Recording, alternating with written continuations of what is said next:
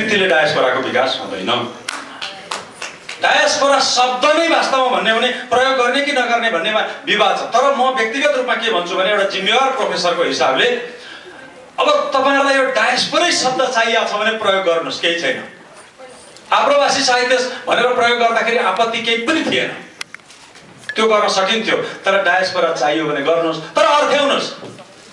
यहाँ त हुँदा हुँदा तीर्थयात्रा भनेको जस्तो अहिले म जस्तै म यहाँ अमेरिका तीर्थयात्रा आएँ। तीर्थयात्रा पहिले पो उता हुन्थ्यो, अहिले यता नि हुन थाल्यो नि त। यहाँ म आएँ, अब भोलि पर्सि गएर एउटा नियात्रा लेख्छु, ए साथीहरूले बडा यसो गर्नुभयो उसो गर्नुभयो भव्य कार्यक्रम गर्नुभयो भनेर लेखिसकेपछि त्यसैलाई पनि तपाईहरु डायस्पोरा भनिदिनुहुन्छ। यस्तो तरिकाले डायस्पोरा हुँदैन। नेपालमा बसेर नेपालकै बारेमा लेखेको या अमेरिका या बाहिर बसेर ती बाहिरकै बारेमा लेखेको अथवा यहाँ बसेर उताको बारेमा लेखेको यो कुनै पनि साहित्य डायस्पोरा हुँदैन। यो कुरा स्पष्ट हुनुहोस्।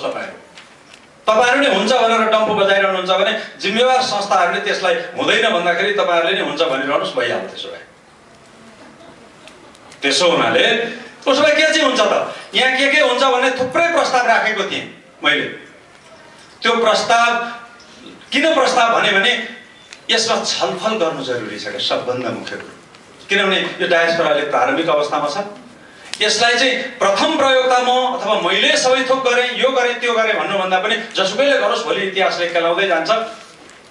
यो हो भनेर डिफाइनिङ गर्नु आवश्यक छ। र एकदम निष्कर्षमा एकदम संक्षेपमा भन्ने भने के हो त, के भन्नु जरुरी छ भन्दाखेरि डायस्पोरा भन्ने साहित्यमा मात्रै केन्द्रित छैन। नम्बर 1 कुरो, डायस्पोरा संस्कृतिमा छ, समाजमा छ, यावत क्षेत्रमा छ। यो भ्रमबाट चाहिँ हामी साहित्यकारहरू मात्रै हौं डायस्पोरा अरु। त्यसोमा यो डायस्पोरा भनेको गुणवत्ताको लक्षण होइन। डायस्पोरा हुनु महान हुनु पनि होइन।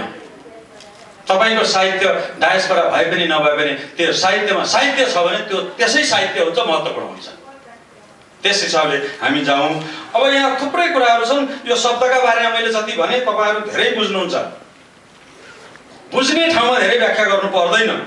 तर तपाईहरु जहिले पनि डायस्पोराका सन्दर्भमा कुरा गर्दाखेरि हामी उताबाट जे कुरा भनिराखेका हुन्छौं त्यही अन्तिम सत्य हो भन्नेतिर जानुभयो भने त्रुटिपूर्ण हुन्छ। त्यसरी चाहिँ नलागिदिनु होला कृपया गरेर मेरो तपाईहरुलाई विशेष अनुरोध छ।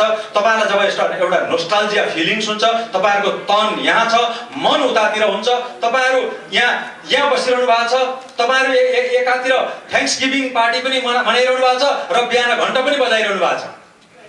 हो, त्यो घण्टा बजाउने संस्कृति तपाईको यहाँको होइन। तपाई उहाँबाट ल्याइरहनु भएको छ त्यो। तर यतातिर त्यो अर्को प्रोग्राम पनि गर्न तपाईहरु बाध्य हुनुहुन्छ। यस्तो प्रकारको जुन कल्चरल एसिमिलेसन हुन्छ त्यो गर्नुपर्ने परिस्थिति आउँछ। त्यसबेला डायस्पोरा भन्ने रूपमा लिनुपर्छ हामीले। यहाँ अगाडि बसेका आमाहरुलाई हेर्नुस्, दिदी बहिनीहरुलाई हेर्नुस्, मैले हिजो पनि भने यो डायस्पोरा कल्चरल रूपमा। त्यसैले लवाईमा डायस्पोरा हुन्छ, खवाईमा डायस्पोरा हुन्छ, नातागोतामा हुन्छ, यावत कुरामा हुन्छ। तपाईहरुको जेनेरेसनले क्षमा गर्नु होला, नरिसाउनु होला, रिसाए पनि रिसाउनु होला, केही छैन मलाई। तर यो जेनेरेसनले डायस्पोरालाई अर्थ्याएन भने भोलि डायस्पोरा ठूलो संकटमा पर्छ। सबभन्दा अर्थ्याउनु पर्ने जेनेरेसन यो हो।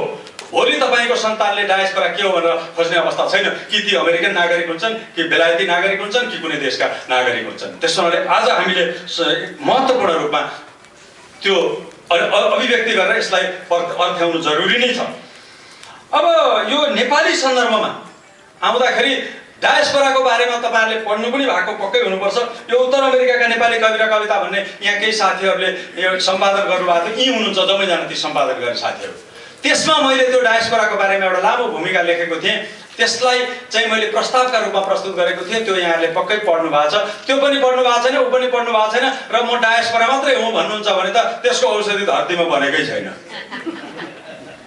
त्यसो हुनाले ती विभिन्नतिर लगाइएका मैले लेखेको अन्तिम सत्य हो भन्ने होइन।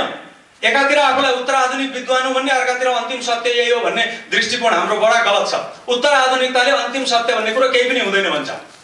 त्यसैले ईसापूर्व 6औं शताब्दीतिर चलेको चिजलाई यहाँ अहिले यो 21औं शताब्दीको उत्तर आधुनिकतासँग जोड्ने जुन वृत्ति छ त्यो वृत्तिबाट हामी मुक्त हौं। यसरी गइयो भनेदेखि महत्त्वपूर्ण हुन्छ। र सबभन्दा ठुलो कुरो, क्षमा गर्नु होला अलिकति तपाईहरुलाई शब्द राम्रो पर्छ पर्दैन मलाई थाहा छैन, डायस्पोरा बिगार्नेमा तपाईहरु नै बढी जिम्मेवार हुनुहुन्छ। कारण बताइदिन्छु। तपाईहरु यी सानातिना कहिलेकाहीँ हामीतिर यी सानातिना गुलियामा ट्याङ्ग्रा हान्नुहुन्छ नि, फितकौलीले कहिले कहिले ग्याटिसले कहिले के गरेर यी सानातिना हरिया खालका साना साना पुट्टापुट्टी त्यसले हामी उता नेपालमा बसेकाहरू कहिले त्यो मट्याङ्ग्रो मेरो मुखमा पर्छ भनेर हामी मक्क परिरहन्छौँ। अनि यताबाट तपाईँहरू त्यतातिर हानिदिएर योबाट के काम गरौँ भनेर तपाईँहरू लाग्नुहुन्छ। यी दुईटा वृत्ति नत्यागुन्जेलसम्म डायस्पोराको उन्नति हुँदैन हुँदैन हुँदैन। तपाईँहरू ढुक्क हुनुहुन्छ। हामी कहिलेकाहीँ डायस्पोरा नाम जोडिदिएर जे पायो त्यही लेखिदिन्छौँ अनि यतातिर पठाइदिन्छौँ। उस्तै पर्यो भने फोनसोन पनि बजाउँछौँ अनि तपाईँहरू उतापट्टि त्यसलाई यसो मटाङ्ग्रो एउटा हानिदिइहाल्नुहुन्छ। वास्तवमा यो तपाईँहरूले गर्नुभएको काम नराम्रो होइन यदि निस्वार्थ ढङ्गले गरिएको छ भने। तपाईँहरूले स्वार्थैमा गर्नुभएको छ भन्ने होइन, गर्नुभएको छ भने चाहिँ कृपा गरेर नगर्नुहोस् भन्ने मेरो आशय हो। अब त्यो तपाईँहरू आफै बडा ज्ञानी हुनुहुन्छ, सिपाल हुनुहुन्छ, विद्वान हुनुहुन्छ, तपाईँहरूलाई मैले धेरै व्याख्या गर्नु पर्दैन। र गुलिया मट्याङ्ग्रा हान्ने हो भने त्यसमा चाहिँ तटस्थता, निष्पक्षता र पारदर्शिता अपनाउनुहोस्। तटस्थता, निष्पक्षता र पारदर्शिता र हामी मिलेर काम गर्यौँ भने निस्वार्थ र निस्वार्थ रूपमा हामीले डायस्पोराको विकास गर्न खोज्यौँ भने अवश्य हुन्छ। त्यसको लागि मेरो एउटा प्रस्ताव के हो भने यहाँ संसारका धेरै साथी देशका साथीहरू आउनुभएको छ। यसमा अलिकति छलफल आवश्यक थियो। यो बहुत गम्भीर विषय थियो। अहिले मिलेन, ठिकै छ। तर एउटा यस्तो मिल्ने परिस्थिति बनाऊ हामी सबै मिलेर। नेपालदेखि अन्तदेखि विभिन्न ठाउँका मान्छेहरू केही सिलेक्टेड मान्छेहरूलाई एउटा स्पष्ट फर्मेटमा कार्यपत्र लेख्न लगाऊ। हावादारी रूपमा कार्यपत्र लेखेर हुँदैन। फेरि त्यसमा के हो सिद्धान्त त डायस्पोरा हो, डायस्पोरा हो, किनभने त्यो डायस्पोरा हो, डायस्पोरा भनेको डायस्पोरा नै हो। के भयो यसको अर्थ? डायस्पोरा यस्तो हो, यो यसरी आयो, यसरी लाग्यो भने एउटा सैद्धान्तिक स्पष्टताका साथ जसले जति जानेको छ त्यति लेखौँ। मैले धेरै जानेको छैन, म यसको विद्यार्थी हुँ। अहिलेसम्म मैले जानेको यो 14, 20, 25 पेज 200 पेज पुग्यो होला। बल्ल यसलाई बढाउँदै जाउँ अनि छलफल गरौँ। र जस्तो यहाँ हुनुहुन्छ साथीहरू, अरू हुनुहुन्छ, अरू विभिन्न देशका साथीहरूलाई लेख्न लगाउँ, एउटा बृहत गोष्ठी गरौँ। एकातिर कविता वाचनका लागि हतारी रहने, अर्कातिर अर्कोतिर कहिले हिँडिराख्ने, कहिले के, यसरी अलिक मिलाएर टाइम मिलाएर गरौँ। यो तपाईँहरूको बाध्यता हो, मलाई थाहा छ।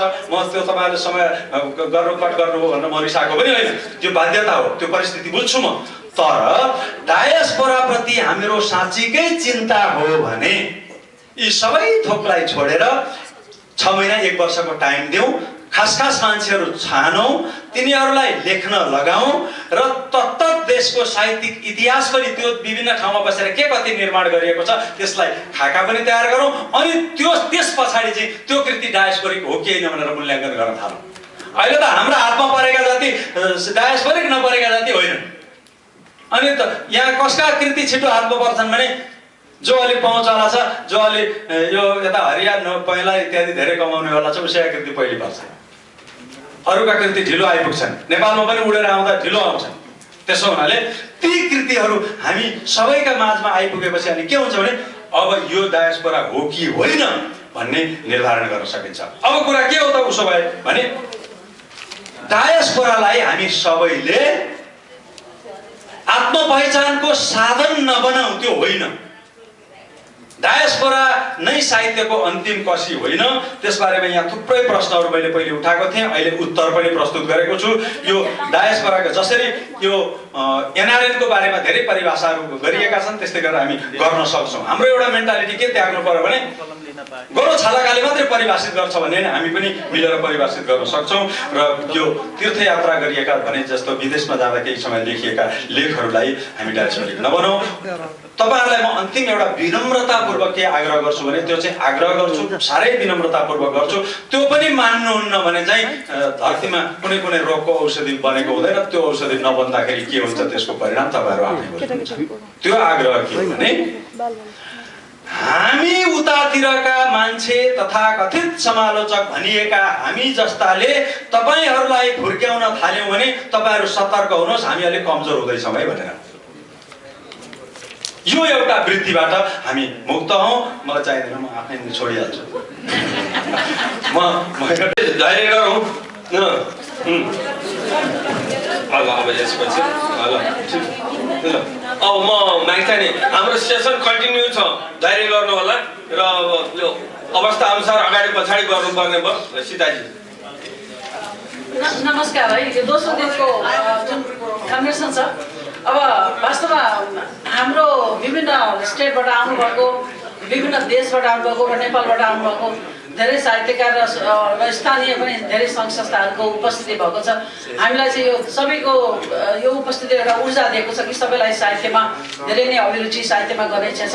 तर समयको चाहिँ हामीसँग लिमिट भएको कारणले हिजो पनि हामीले धेरै वक्ताहरूलाई समेट्न सकेनौँ, हामीले निम्ता गऱ्यौँ समेट्न सकेनौँ र आजको यो कार्यपत्रमा अब भरे भ्याइन्छ भ्याइँदैन म अहिले नाम चाहिँ पढ्छु।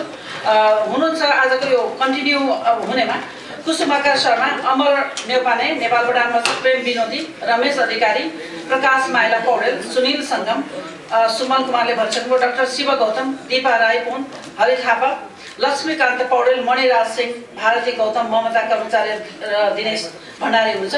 यो समय गोविन्द सिंह राज पनि हुन्छ। अब तर त्योभन्दा अब अगाडि हाम्रो कविता कार्यक्रम सुरु हुन्छ। हामीले यो कार्यक्रम अहिले 12 बज्यो, 1 बजे हाम्रो लन्च छ, 12 देखि 1 बजेसम्म अब लन्च। अब यसमा कविता कति भ्याइन्छ, कति कार्यपत्र भ्याइन्छ र कति सम्मान र हामीले अरू कुराहरू गर्न भ्याउँछ। हामीसँग 1 घन्टा समय बचा छ र 1 बजेदेखि 2 बजेसम्म हाम्रो लन्च हुन्छ। 2 बजेपछि हाम्रो सांस्कृतिक कार्यक्रम हुन्छ, कल्चर प्रोग्राम, र 3:30 सम्म र आधी घन्टा हामी क्लोजिङ सेरेमनी गर्छौँ। हामीसँग समय कम छ, अलिकति कार्यपत्र सुरु गरौँ, अब कवितातिर जान्छौँ र समयले अब गुड मर्निङमा हुनुपर्ने गुड आफ्टरनुनमा भइरहेछ। भोको पेटमा कति कविता सुन्न सकिन्छ त्यसमा हौसला राखौँ र कार्यक्रमलाई अरू कुनै भन्ने समय नै छैन र म सबैलाई के निवेदन गर्छु भने अब सिधै कार्यक्रममा पहिला प्रवेश गरौँ।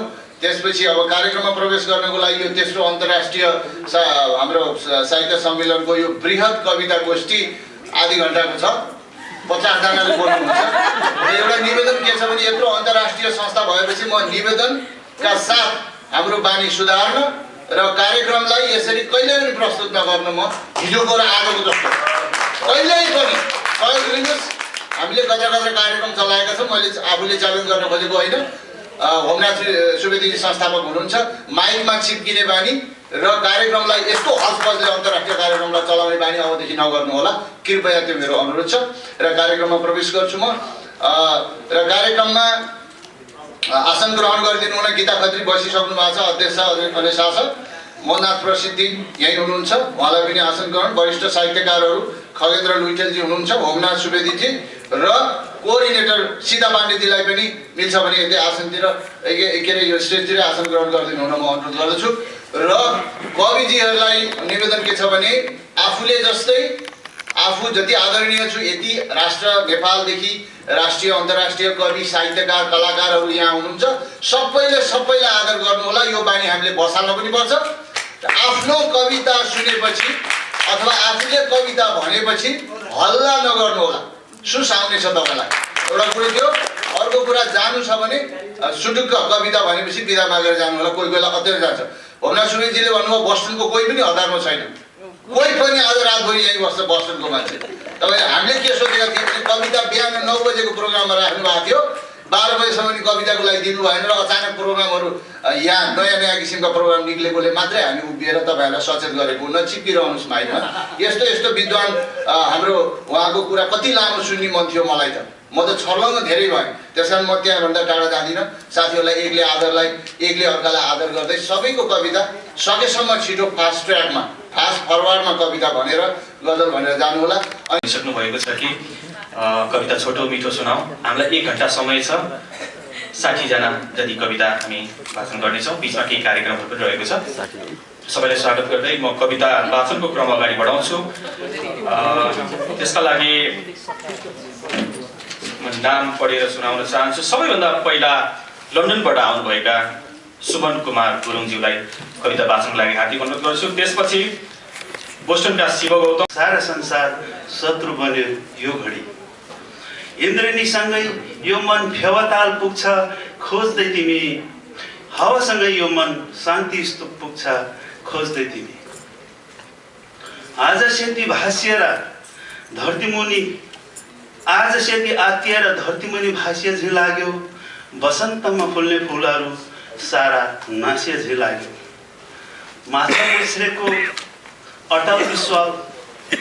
माछा पुछ्रेको अटल विश्वास फेवातालदेखि टुटेछ, हातकेला भित्र सजिएको भाग्य आज आफ्नै फुटेछ।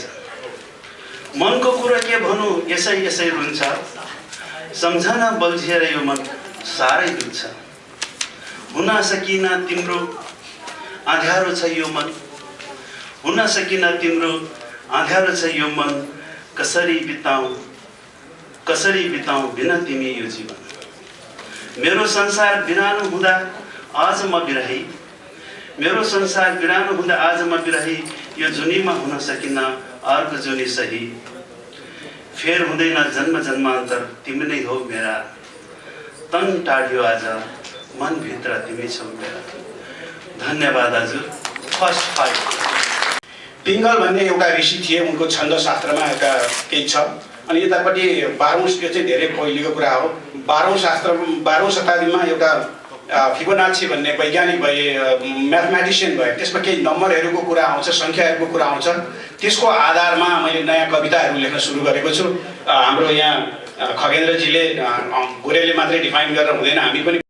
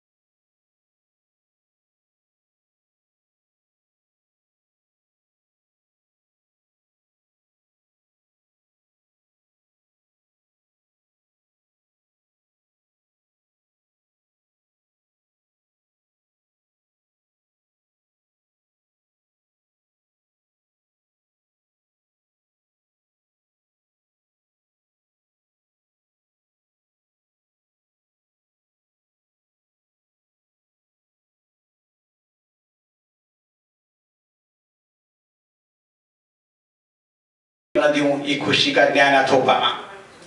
धरती प्रकृति पनि त फक्रिन्छ मुस्कुराहट, धरती प्रकृति पनि त फक्रिन्छ मुस्कुराहट। झरनामा, बादलमा, वर्षामा, नदीमा, तालमा, सागरमा। आओ हामी अलिकति रौँ, दुःखमा होइन खुसीमा, परेलीमा तौलँदै मोतीका सङ्ला दाना। धन्यवाद। भित्रको चाहिँ एउटा सानो टुक्रा, ताराको टुक्रा, जसलाई मेरो कविता सङ्ग्रहको भित्र हाम्रा नाटक सम्राट बालकृष्ण समज्यूले चाहिँ आफ्ना उद्धरण यसरी गर्नुभएको थियो मेरो कविताभित्रको कवितालाई।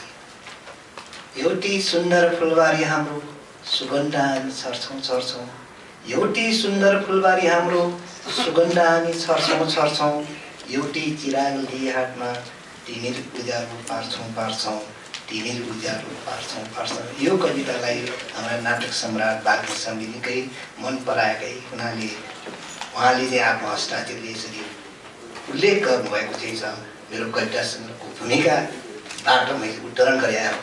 अर्को सानो कविता म चाहिँ यहाँहरू समक्ष वाचन गर्न अनुमति पाएको छु। शीर्षक हो, हामीहरू धेरै जसो हामी कविहरूले चाहिँ मेरो कविताको शीर्षक यो छ भनेर भन्ने गर्छौँ, तर मेरो सोचाइमा मैले चाहिँ मेरो कविताको शीर्षक यो हो भन्नुपर्छ कि भन्ने मैले यो मान्यता बोकेर बोल्ने गरेको छु। मेरो कविताको शीर्षक विप्लव आत्माको कहीँ हो। अब यहाँले चाहिँ सुनिदिनुहोस्। मेरा आत्माका आन्तरिक असन्तुष्टि र अनुभूतिहरू, मेरा आत्माका आन्तरिक असन्तुष्टि र अनुभूतिहरू खोइलिएर गइसकेका छन्।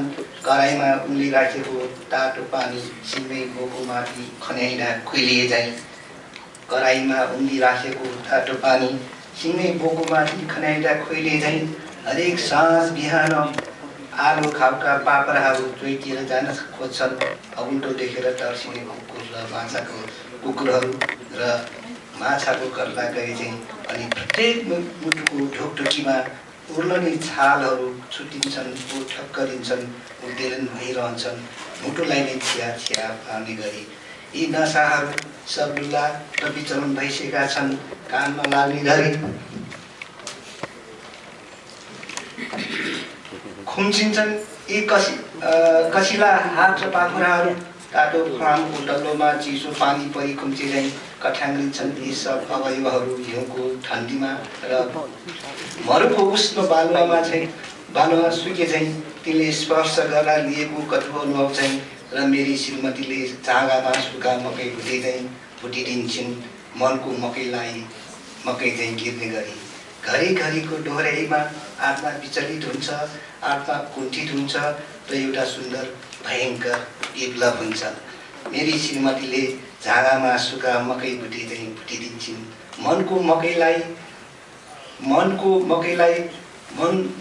मकै चाहिँ उफ्रने गरी मकै चाहिँ गिर्ने गरी घरिघरिको डोहोऱ्याइमा आत्मा विचलित हुन्छ, आत्मा कुण्ठित हुन्छ र एउटा सुन्दर विप्लव हुन्छ, एउटा सुन्दर विप्लव हुन्छ।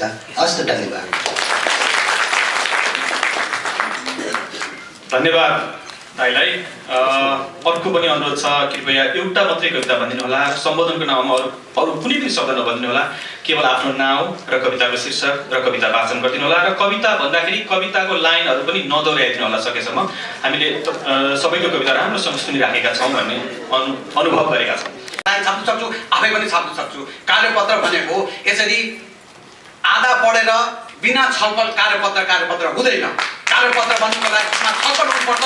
मैले लेखेका कुरामा कतै गल्ती छ, यहाँले देखाउनु पर्छ, त्यसलाई थप्नु पर्छ, घटाउनु पर्छ, अनि मात्र एउटा कार्यपत्र तयार हुन्छ। गाई जत्रा गरेर कार्यपत्र कहिले पनि तयार हुँदैन हैन। कुनै पनि ठाउँको, चाहे त्यो क्यानाडाको होस्, अमेरिकाको होस्, जापानको होस्, त्यसको विषयमा लेखिएका जानकारीमूलक जुन नेपाली साहित्यको विषयमा लेखेका जानकारीमूलक त्यो कार्यपत्र हुँदैन। त्यो विवरणात्मकमा हुन्छ।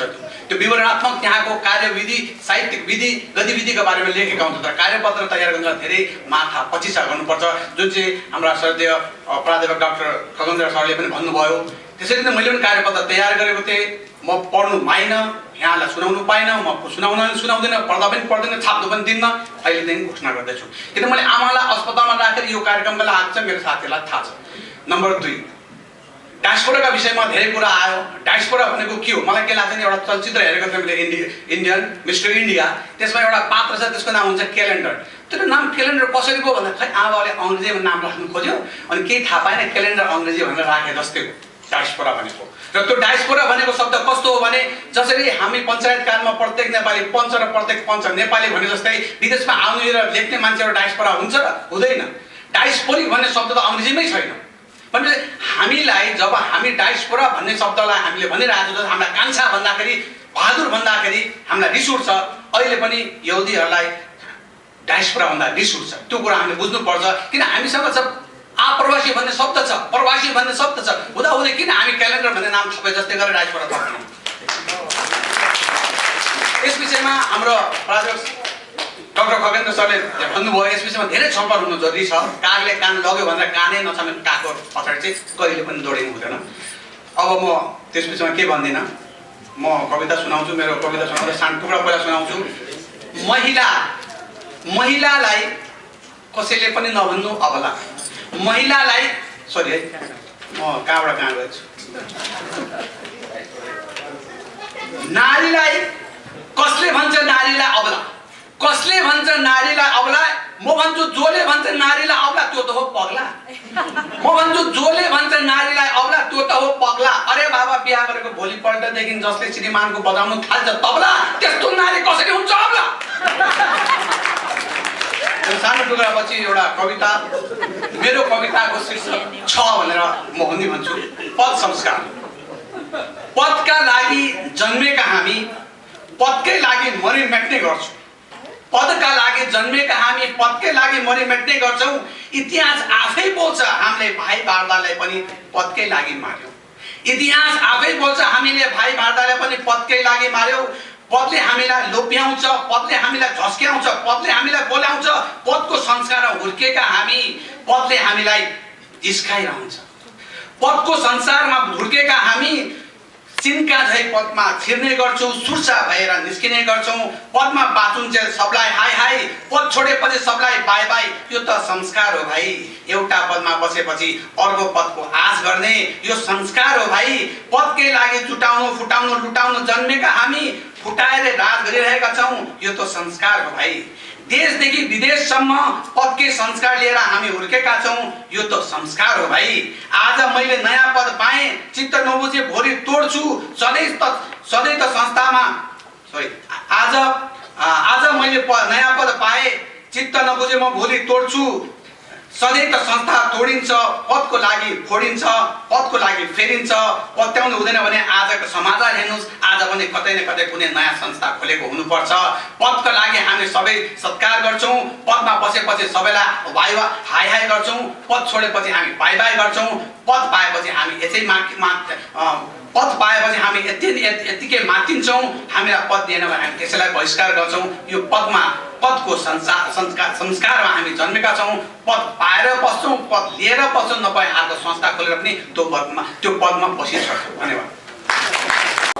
हरेक बिहान आँखी झ्यालबाट छिरेका कामका सुनौला किरणहरूले तिम्रा अङ्ग अङ्ग चुमिदिँदा तिमीलाई मेरो स्पर्शको न्यानो आवाज भए जस्तै यहाँ मलाई पनि एक्लो हुनुको अनुभूति मनभित्र कता कता काँडा भएर भिजेको बेला, यहाँ मलाई पनि एक्लो हुनुको अनुभूति मनभित्र कता कता काँडा भएर भिजेको बेला सुटुक्क आएर कानमा तिम्रो स्पर्शको मिठो अनुभूति दिँदै, सुटुक्क आएर कानमा तिम्रो स्पर्शको मिठो अनुभूति दिँदै तिम्रो रिक्तता पूर्ण गरेको शङ्खनाद गर्छ बतास।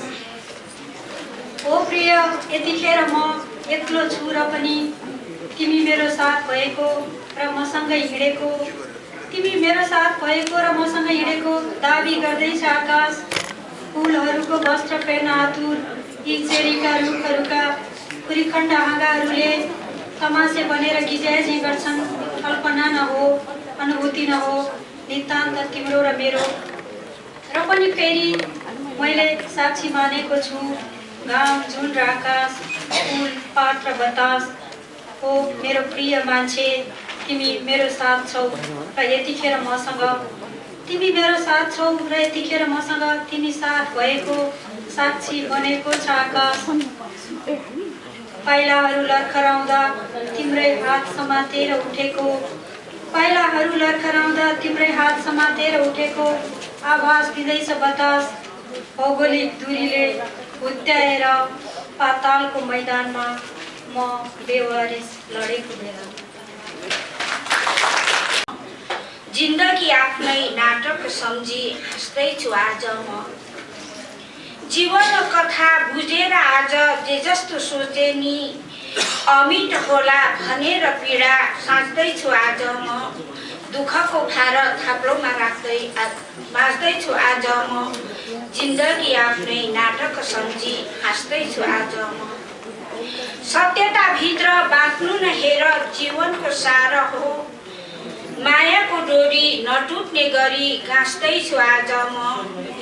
दुःखको भार थाप्लोमा राख्दै बाँच्दैछु आज म।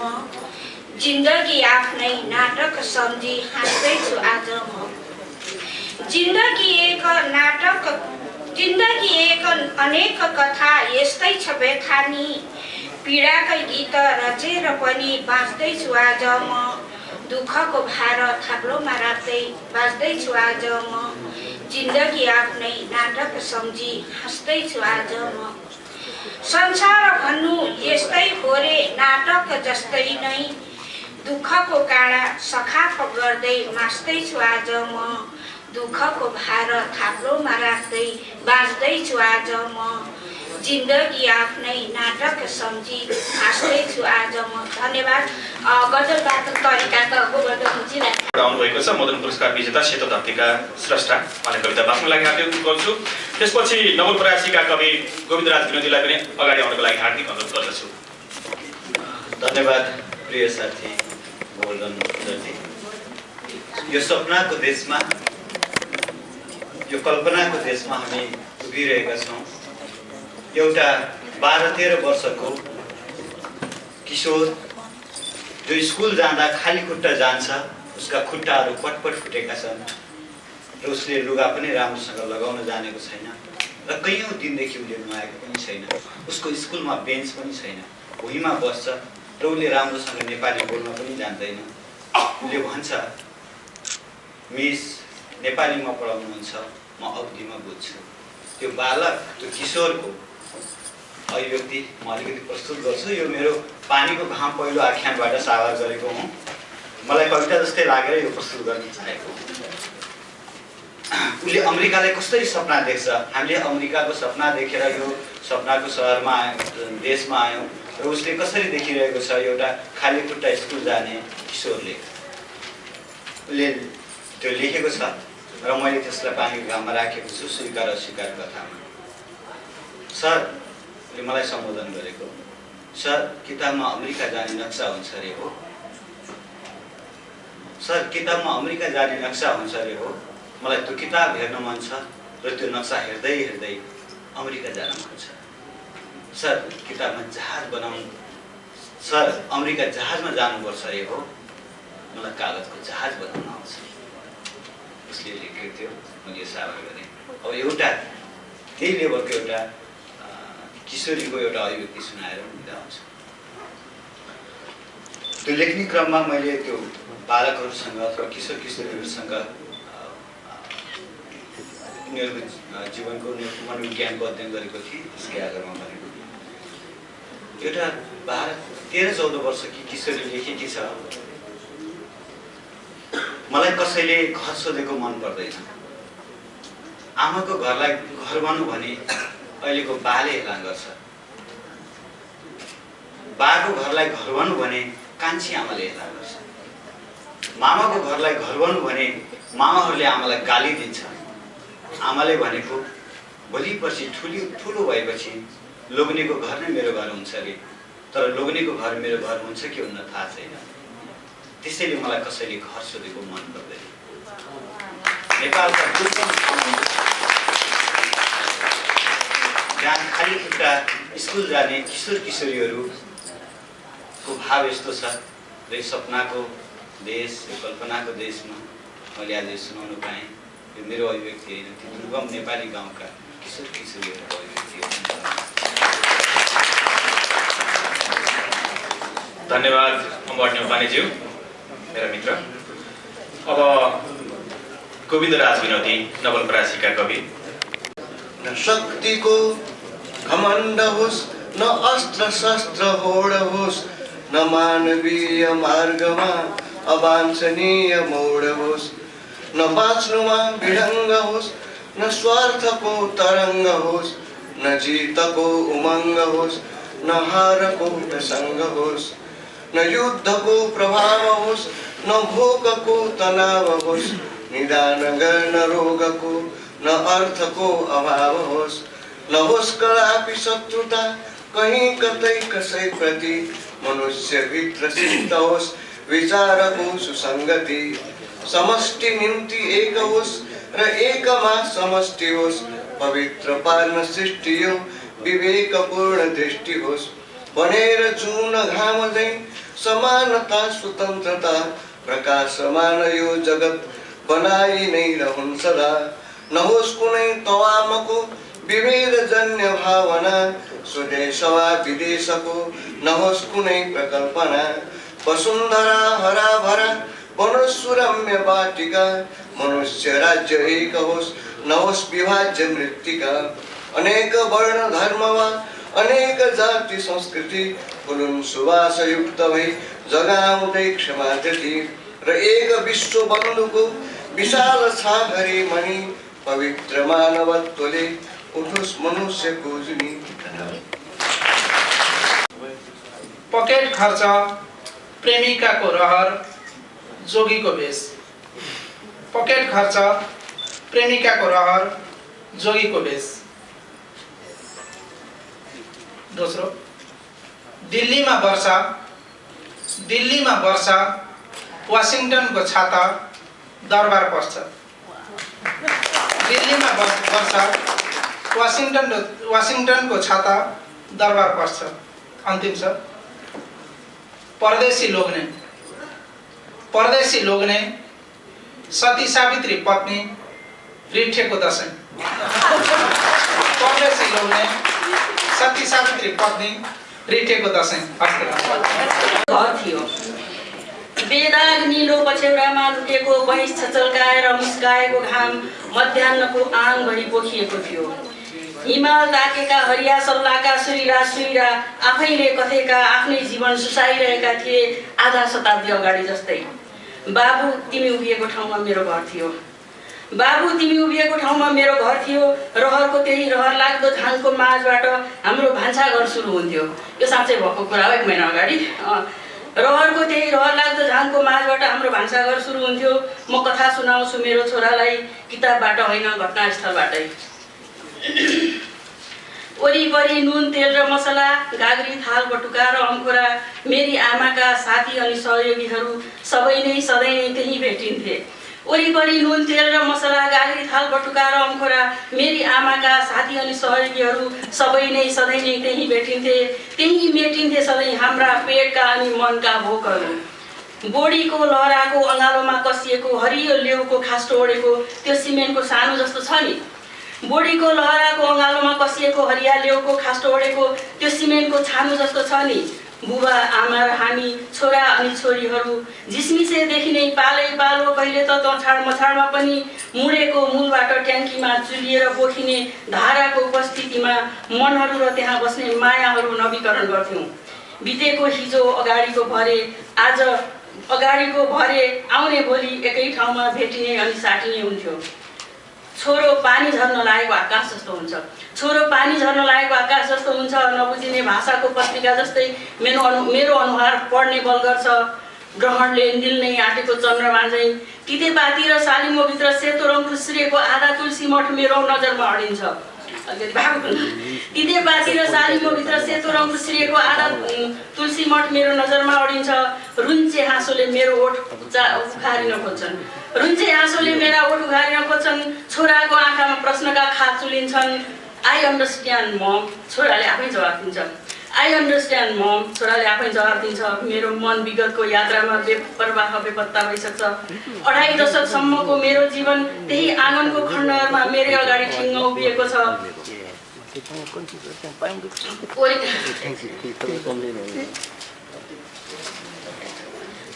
यही उभिएको छ। छोराले सुनाइराखेको कथा अगाडि बढ्नै सक्दैन। कथा सुनाउँदा सुनाउँदै आफै कथा बन्न पुगेकी म विगतको साक्षात्कारपछि निरीह हुन्छु। छोरालाई सुनाइराखेको कथा अगाडि बढ्नै सक्दैन। कथा सुनाउँदा सुनाउँदै आफै कथा बन्न पुगेकी म विगतको साक्षात्कारपछि निरीह हुन्छु। 4औं शताब्दी अघिको समय मेरो सामु आउँछ। मैले मात्रै देख्ने गरी भक्कानिन्छ मेरो मुटु। शब्दहरू घाँटीमा आएर अडिन्छन्। बल्झिएको विगत आँखामा ठोकिन्छ। मेरो कथा गला नागेर आँखाको बाटो गरी गालामा बग्छ। बाबु यही मेरो घर थियो। मेरो बोली आँसुले निथुक्क भिजिसकेको छ। Hmm, the home is in your, the home is still there. Hmm, the home is still there, home is in your heart, home is in your heart. म झस्केर आँखा पुस्छु। आमाबाट कति बेला म रूपान्तरित भएछु। Hmm, you are the home and you are my home. भावुक हुन थालेको छोरालाई कसेर अँगालोमा बेर्छु। आमाबाट म कति बेला रूपान्तरित भइसकेछु। Hmm, you are the home and you are my home. भावुक हुन थालेको छोरालाई कसेर अँगालोमा बेर्छु। धन्यवाद। प्रतिबिम्ब। तर यो कविता चाहिँ नि मैले विमल नेपाल फोटोग्राफर उहाँ हुनुहुन्छ, उहाँको चित्रले मलाई चाहिँ कविता लेख्नलाई प्रभावित गर्नुभएको हो। त्यही कविता म आज तपाईहरुलाई सुनाउन चाहन्छु। अचानक तिमीलाई सामु पाउँदा आफूलाई बिर्सिएको एकाक्रमण, सपनाको कुरा वास्तविकमा झैं उमङ्ग उल्लास भरिएको अनुभूति देखिन्छ। ती कडा जटिल स्वभावमा प्रछान्दित गुलासको फूलले पोतिएको रङ झैं मिठालु नसालु रङमा मायालु तिम्रो प्रस्तुतिमा कैदी बन्न पुगेको। तिमी भित्र बस्दा तिमी सहजै म तिम्रा कोमल भरिलो रसिलो लुकेको मायाका भावहरू, मेरो न्यानो अगालोको स्पर्शले तिमीलाई एक एक दानामा चुन्दा म भित्र उम्लेका मायाका तृष्णका प्रज्वलित। तिमी पनि मेरो साथमा भरिलो रसिलो माया हिउँ झैं पग्लेर नशा एक आपसमा विलीन। हिउँ र खुसी र आनन्दको संयोजन, मायाको अनुवाद, रसिलो प्रहर्षणी मायाको पलमा तिमी र म एकै आनन्दको उचाइमा आपसमा समर्पित। मन मस्तिष्कको समतौलमा अनुभूतिको अद्भुत अनुभूति, एउटै स्वाद एउटै जोड, रसिलो भरिलो आनन्दमयको स्वीकृति परितृप्ति, मायाको सागरको प्रतिबिम्ब। म सधैँ दौडिरहने नसामा अमूर्त अनुराग निरन्तर। धन्यवाद। लौ भुलौँ कसरी।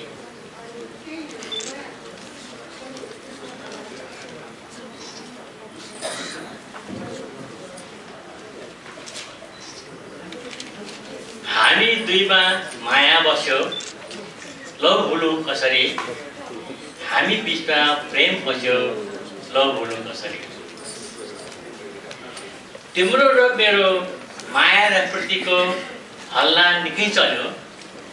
तिम्रो र मेरो माया र प्रतिको हल्ला निकै चल्यो। प्रेम दहमा कोही फस्यो लौ भुलौँ कसरी। दुवैका बीच अनायास प्रेम हस्टाउँदाखेरि प्रेमको त्यो रोगले डस्यो लौ भुलौँ कसरी।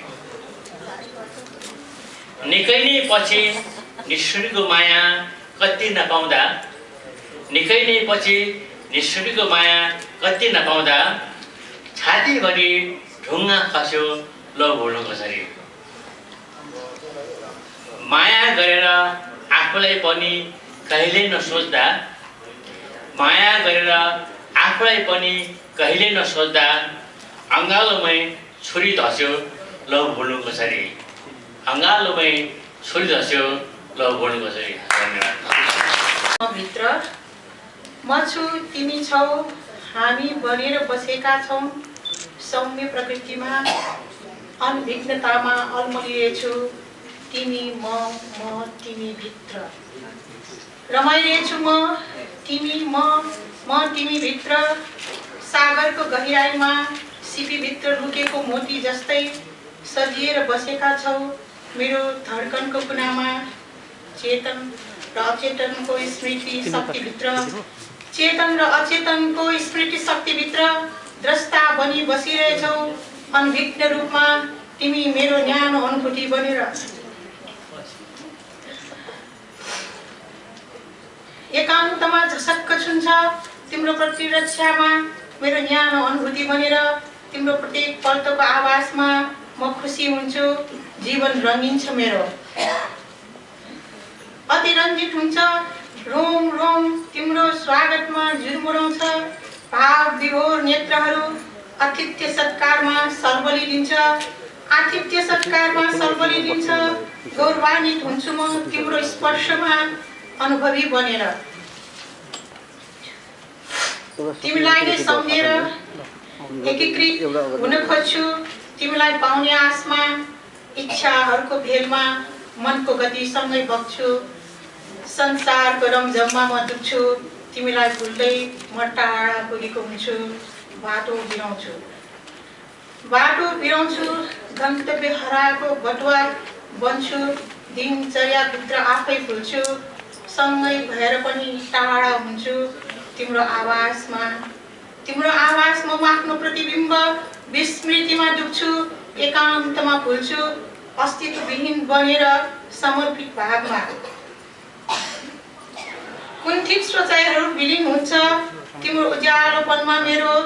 कुण्ठित सोचाइहरू विलीन हुन्छ तिम्रो उज्यालोपनमा मेरो।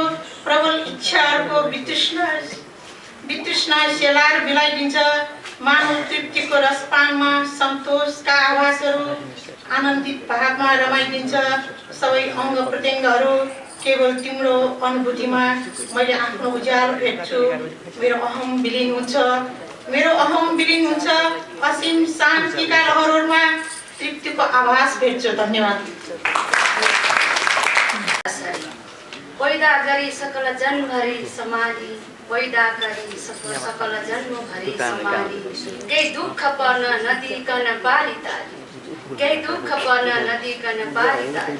हरदम सुखै सुखमा दिलाउनको तयार, हरदम सुखै सुख दिलाउनमा तयार।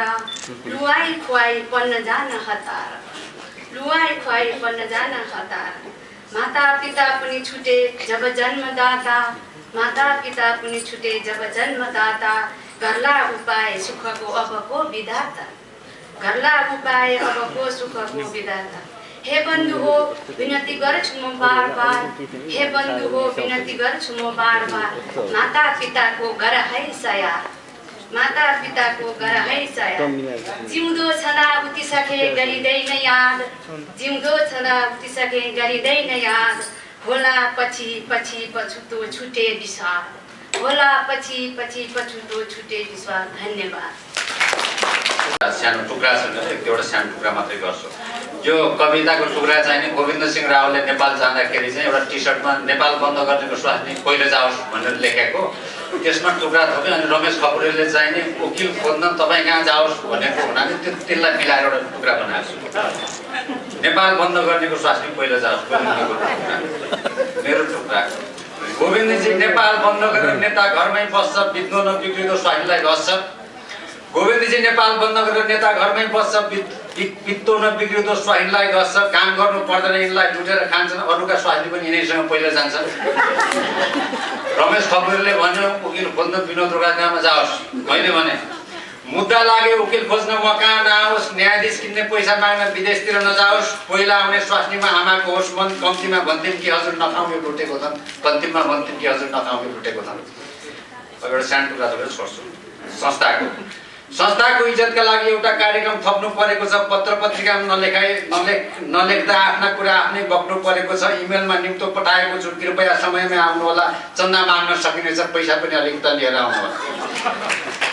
अमेरिका प्रिय मिलाएर बोलो नत्र कुरा तलमाथि पर्ला, अमेरिकी गुप्तचरको तरबार शिरमाथि झर्ला। भन्छन् आफ्नैलाई गर ठानी, बोलेको रेकर्ड गर्छन्, भन्न सकिने ख्याल काममै आफ्ना कुरा कहाँ तलमाथि पर्छन्। अन्तिममा टुक्रा गरेर सकेँ। अर्को पटक मिलाउँदा यसपालि यस्तै भयो। गौरी गइसके अर्को पल्ट मिलाउँदा यसपालि यस्तै भयो। नभन्नुहोला यसो भनेको पनि धेरै वर्ष गयो। उपस्थित तपाईँहरू सबैमा साहित्य प्रेम जागोस्, यो बृहत सम्मेलनको समाचारले सर्वत्र डढेलो लागोस्, सर्वत्र डढेलो। कविताको शीर्षक त्यो सुन्दर बगैँचामा ओइलिँदै सुक्दै फक्रिने जन्डिस रङको नागफनी आकारका बिना बास्नाका उखरे फुलहरू फिजाउँछन् जराहरू। अक्टोपस ढाँचामा महाजल पारेर रोक्न सधैँ नयाँ बास्नादार मुनाहरूको आगमन। तुषारले खिचेर कचल्टिएको पोथ्रा जस्तो जामिएको मस्तिष्क, रदीफ काफिया नभएको गजल र अनुप्रास नमिलेको गीत जस्तो विचार। तर आफ्नै परिधिभित्रको सीमित सोच गाडेर थरथराउँदै ओघटी रहेछन् ठाउँ वर्षौँदेखि। कस्तो ज्याद्रो बेसरम, कहिले थाकेर ढल्दैन, कहिले पाकेर खस्दैन। हेर्नु त केही बसन्तै यता खङ्ग्रङ्ग सुकेको, त्यही ओखरे फुलहरू फक्रिएछ यत्र तत्र, बिना बाँच्नै बगैँचालाई अँध्यारो पारेर। अब एक सुझाव यी ओखरे फुलहरूलाई, यही बाँचिरहन हाँसिरहन चाहन्छौ भने तिमीले बाँच्न दिनुपर्छ। यही हाँसिरहन बाँचिरहन चाहन्छौ भने तिमीले बाँच्न दिनुपर्छ। नत्र काटिनेछौ, छाटिनेछौ, जराइदेखि मासिनेछौ, किनकि अब बगैँचामा माली बदलिसकेको छ। धन्यवाद। शब्दका बेनाम छिर्काहरूले हानिरहन्छन् बेला कुबेला अचेल, काँचा पर्खालहरूमा अक्षरका जुन फेरि उठ्नका लागि गर्ल्यामा ढल्छन्। सलल सग्लो मन लिएर बग्न खोज्ने नदी अशान्त आदि बोकेर सकी नसकी उर्लिन्छ। भत्काउँदै ढाल्दै आस्थाका पहाडहरू निर्लज्ज, आफू मेटिनु पर्ने आकस्मिकता हुसुक्क बिर्सिन्छ। उदाउने र अस्ताउने घामको निरन्तरतामा बन्धक बनेका मृदुल प्रेमिल संवेदनाहरू सयौं पीडक रात पूर्णिमा सम्झँदै हाँस्छन्।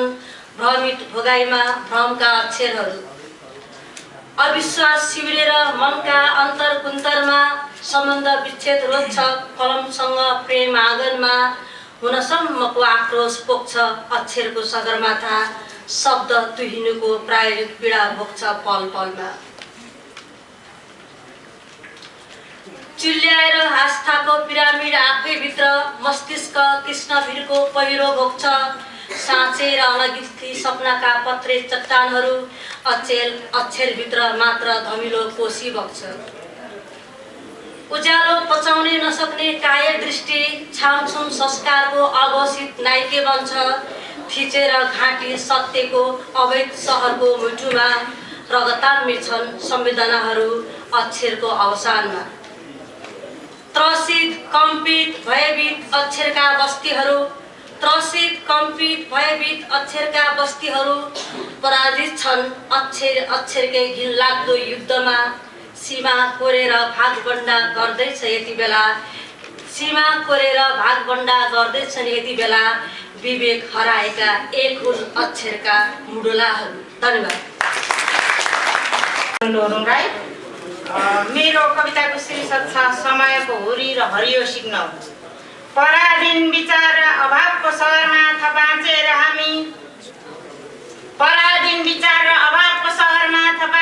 हामी बेकामे आवाजहरूको हली भएको धेरै भयो। समयको पङ्ख चढ्दै हामीले आकाश उघार्न खोजेको पनि धेरै भयो। बेकामे आवाजहरूको हली भएको धेरै भयो। समय पङ्ख चढ्दै हामी आकाश उघार्न खोजेको पनि धेरै भयो। धरती चिच्याएको सुन्ने कानहरू अझै मौन हुन खोज्दैछन्। अझै झुटो आश्वासनको खुल्ला बजार व्यवस्थापन हुन खोज्दैछ। वार्तालाका बिक्री केन्द्रहरूको खुल्ला बुकिङ समाचारका लागि अखबारहरूको हडबाजी पनि चलिरहेको छ। हो छेडी आउने लबस्तरो हुरी झैँ एक्कासी यो समय एउटा हरियो सिग्नल बोकेर आएको छ। यो सिग्नलमा हामीले धेरै सुरक्षित मार्गहरूको खाका कोर्न बाँकी छ। अब यो सिग्नलमा हामीले धेरै हाम्रा सुरक्षित मार्गहरूको खाका कोर्न बाँकी छ। अब यो यस्तो समय हो दुःख बाँच्ने प्रत्येक झुपडीहरूमा पनि अखण्ड राष्ट्रभक्तिभावको आस्था र विश्वासको होर्डिङ बोर्ड झुन्डाएको छ। यति बेला समयले बन्दुक पड्काउन सिक्दै गरेको बालकले कलम खेलाउन सिकेको काल्पनिक दृश्य वास्तविकतामा कोरालियोस् भन्दैछ सपना। त्यसैले सावधान र खबरदारीका निमित्त चेतना चेक्त हामी फगत फोस्रो फोसिल सिद्धान्तका पिरामिड अग्ल्याउनु हुँदैन। इतिहास निहालेर आफूलाई अर्जाप्नु छ बौद्धिकताले। स्वाधीनताको अनुनयले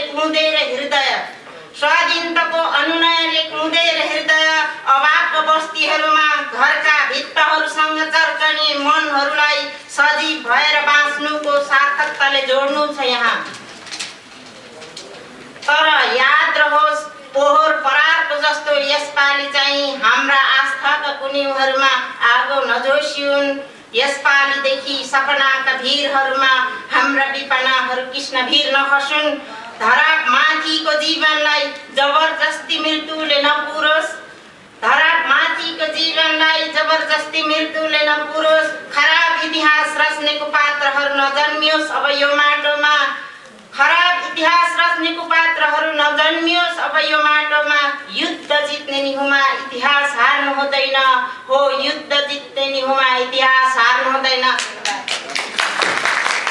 मलाई मुस्कालिन बाध्य गरायो। एकान्तमा छिडी ढुक्न मलाई तिम्रो दोषले हरायो। कस्तो महँगो मुस्कान दियो प्रिय बाटोको टोयलेट गनायो। भर्जिनियाको पानी त त्यस्तै हो सधैँ तर तिम्रो श्वासले मलाई मर्की लाग्ने बनायो।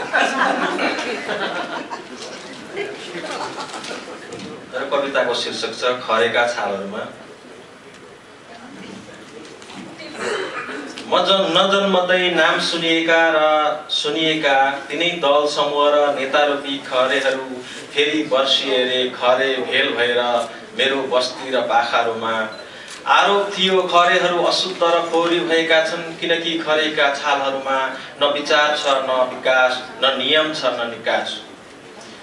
वर्षौंदेखि उही सडेका वस्तु बगाउँदै क्षणिक अट्टहास आवाजमा त्यही फोहोर फेरि सहर र गाउँका पेटीहरूमा बाटा बारी र करेसाहरूमा यत्र तत्र सर्वत्र छत्ताछुल्ल भयो रे। आरोप थियो खरेको भिखारी आश्वासनले थोत्र घरका ढोका र बलेसी भिजाएको छ किनकि खरेका छालहरूमा न सत्यता छ न सदाचार न सद्गुण छ न सुविचार। अब बस्तीहरूमा झुटको छैकण नटुक्दै राष्ट्रपतिको कुर्सी बगाउने सपनामा अर्कै ताण्डव नृत्य सुरु गर्दैछन् रे। उही वर्षौंको किनबेच र गलहत्तीको भेल अव्यवस्थित खाल्डोमा प्रहार गर्न लालायित छन् रे। आरोप थियो खरेहरू निर्लज्ज र कलंकित भएका छन् किनकि खरेका छालहरूमा न आधुनिक सोच छ न चिन्तन छ न कुनै सभ्यता छ न सम्भावना छ। हिजोसम्म खरे निष्ठा र बाचाहरूमा डहेको थियो, जसले जता भन्यो त्यतै बगेको थियो। दिल्ली र चाइनाका गल्ली गल्लीमा खराब संज्ञाले चिनेको थियो। उसको आकार र समूह जोगाउन मान प्रतिष्ठा र राष्ट्रियताको सौदा गर्दै थियो। लोभ लाएर आशीर्वाद पाउने दौडमा ब्रह्मपुत्र र बङ्गालको खाडीहरूमै मिसिएको थियो। आरोप थियो खरेहरू पानी बिनाको माछा झैँ छटपट भएका छन्, किनकि खरेका छालहरूमा न विकसित राष्ट्रको जल छ, न राम्रो मान्छेको पहल छ, न विकासको लागि परिवर्तन छ, न युवा एकताको आह्वान छ।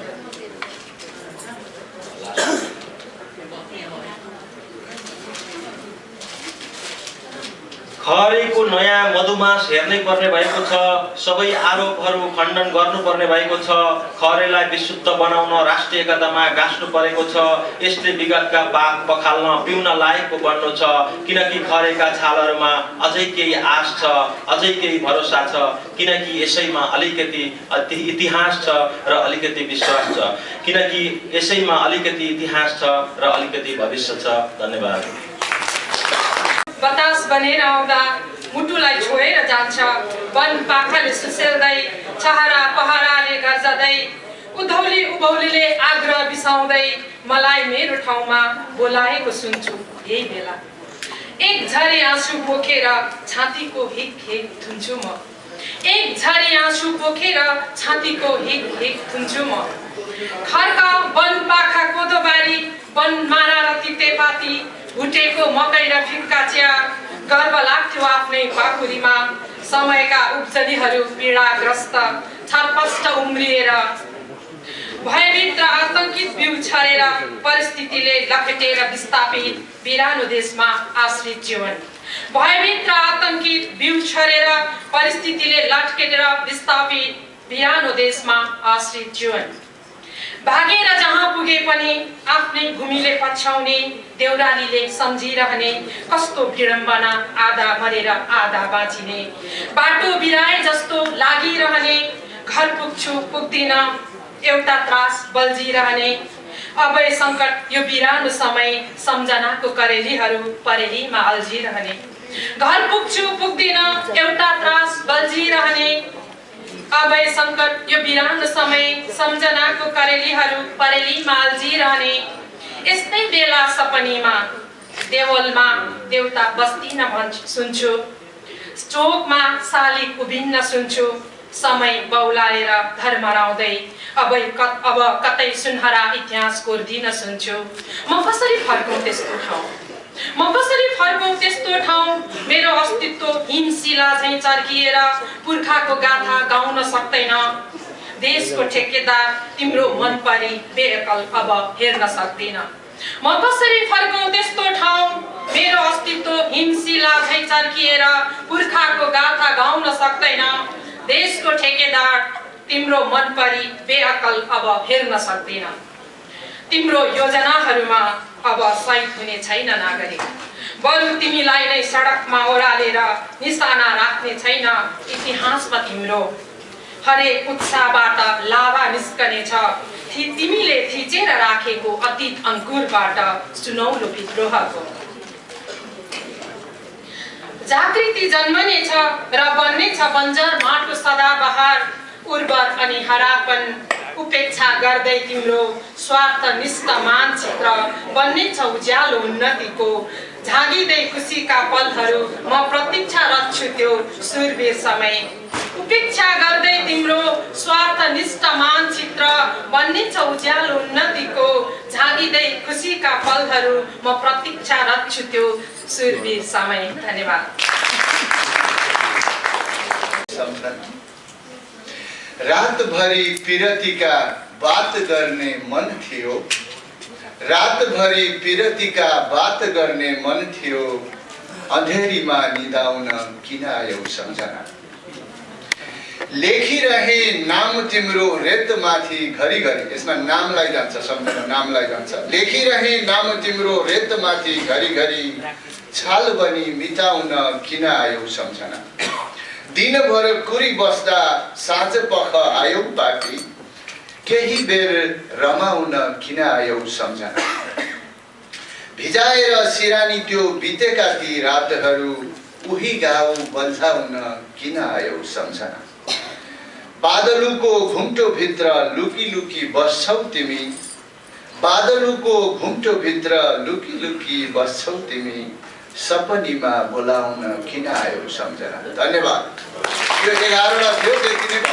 रुट जरा हावा चले रबासको सुगन्ध नै भयो हावा, जहाँ छ फुलको जरा फुलेर बास छर्छ धरा, नकाव्यको नयो जरा सुकाव्यको जरै जरा, नवीन पात तले गगन सजाउँछे हरा भरा, नदेखिने जरा यहाँ नदेखिने छ वासना, अदृश्य छन् दुवै यहाँ बसेर दीर्घ साधना, टुटे फुटेर अङ्गति झरेर नासिए यहाँ, ननासिने छ यो कला बलेर दीप झैँ यहाँ, चरा यहाँ चरा त्यहाँ उडेर ज्ञान छरछरे, जहाँ तहीँ यहाँ वही समान घाम पुग्छ रे, न तापमा विभेद यो न सासमा न भिन्न छ, जहाँ म जन्मिए त्यहाँ म जान हुन्न रे अब, नदी बगे रसिन्छदै गरा थला जरा सबै, दया बुझेर सिन्धुले सहर सनै समेटी, न धर्म यो न कर्म यो अचम्मको छदेश यो, न धर्म हो न कर्म हो अचम्मको छदेश यो, जरा पुगेर दूरती सुवास फुलमा छ, कहाँ छोएर चन्द्रमा झरे जमिनमा किन, हिमालका हिमायती जरा समान भावना, बिहान साँझ बेलुका यिनै त हुन् खुसी जरा, जरा भुलेर मार्गमा कहाँ पुगिन्छ र कता। धन्यवाद। कर्णालीको कथा।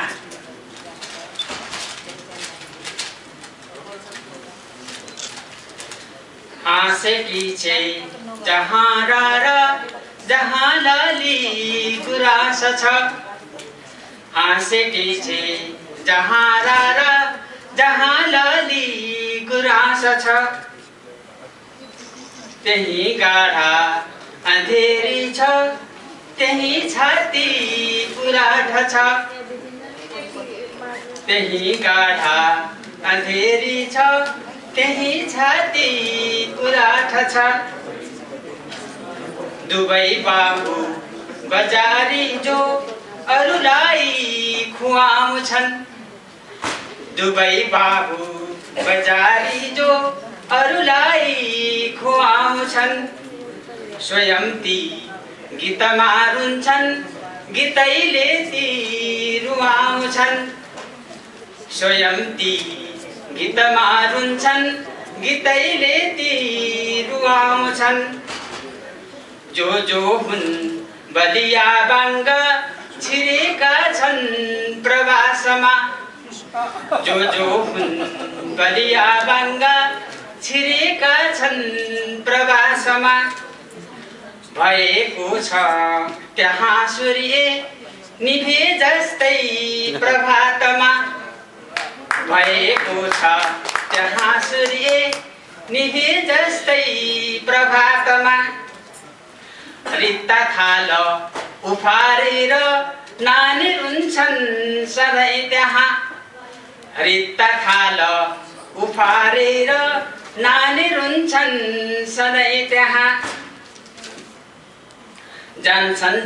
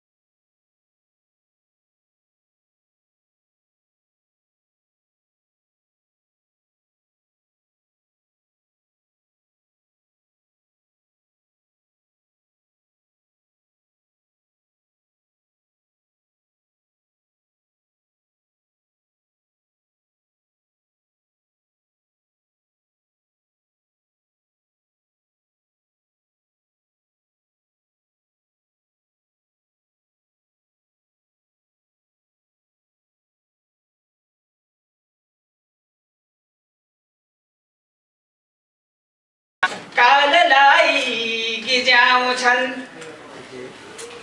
जङ्गली युगमा जस्तै बलियाकै छ शोषण जङ्गली युगमा जस्तै बलियाकै छ शोषण बन्धुवा पशुको जस्तै हलियाको छ जीवन बन्धुवा पशुको जस्तै हलियाको छ जीवन मानौ खानु महाप्राप्ति बाँच्नु मात्रै छ जिन्दगी मानौ खानु महाप्राप्ति बाँच्नु मात्रै छ जिन्दगी आधा सरू लगाएरै घस्रिएको छ जिन्दगी आधा सरू लगाएरै घस्रिएको छ जिन्दगी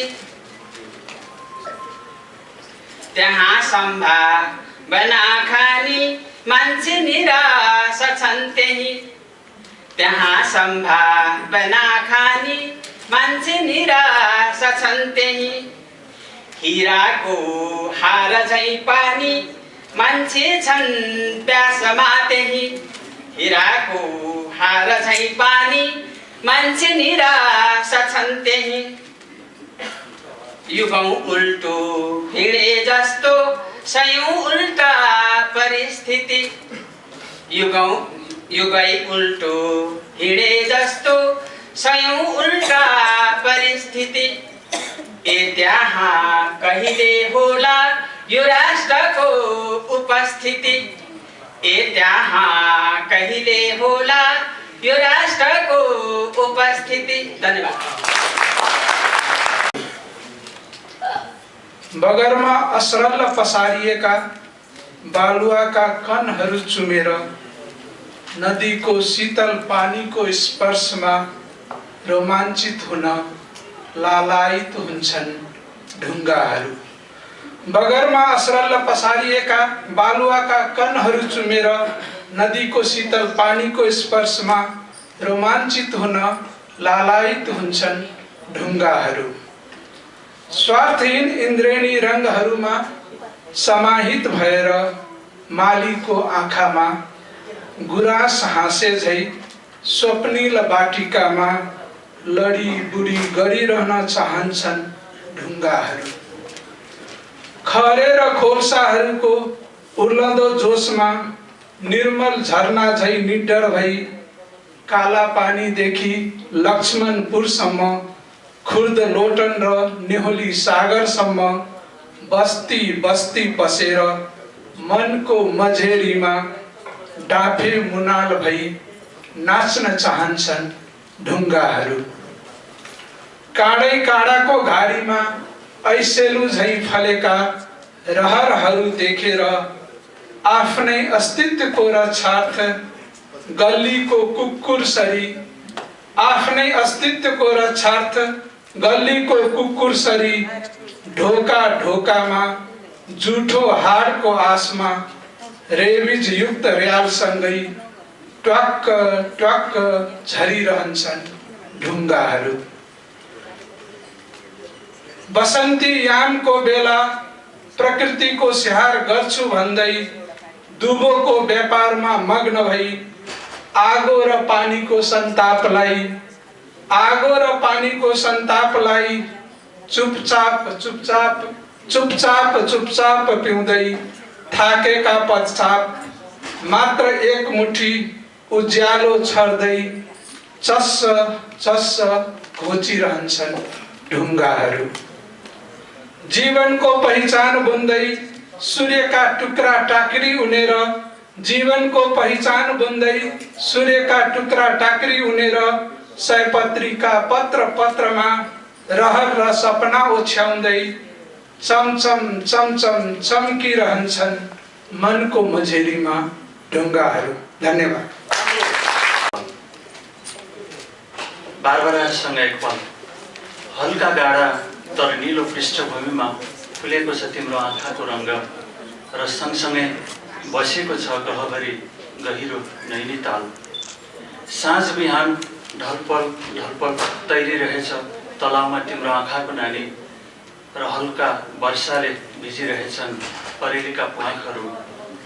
कुनै चित्रकारले कल्पनामा कोरेको रङ्गचित्र जस्तै स्पष्ट अस्पष्ट रङ्गहरूको संयोजन मानव तिम्रो सौन्दर्यमा सम्पूर्ण कुरा खुले जस्तै एउटा बेग्लै चमक तिम्रो आँखाको ऐनाभित्र उर्लिएको छ भोक र प्यासको अथाह समुद्र।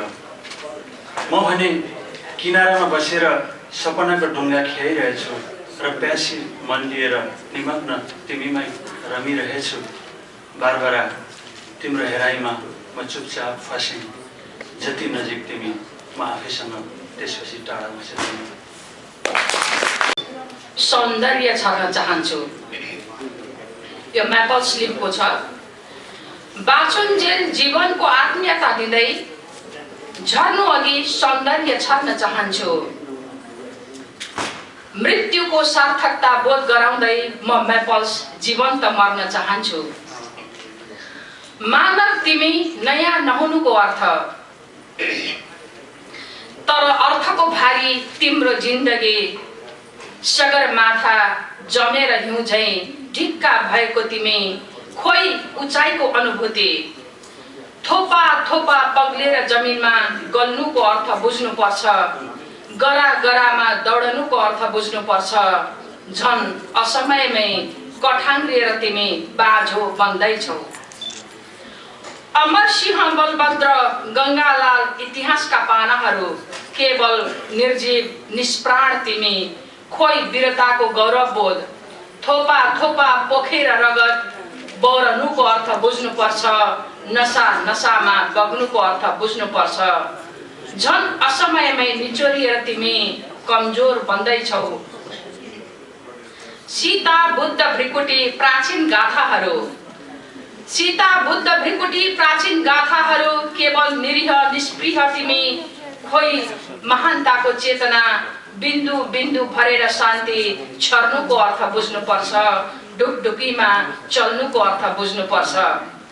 झन् असमयमै हताशिएर तिमी अस्तित्वहीन बन्दैछौ। मानव तिमी सगरमाथा अनुभूति बिनाको, अमरसिंह बलभद्र गङ्गालाल अनुभव बिनाको, सीता बुद्ध भृकुटी अस्तित्व बिनाको। मानव तिम्रो उत्कृष्टता टिठ लाग्छ मलाई। तिम्रो सर्वोच्चता व्यङ्ग्य लाग्छ मलाई।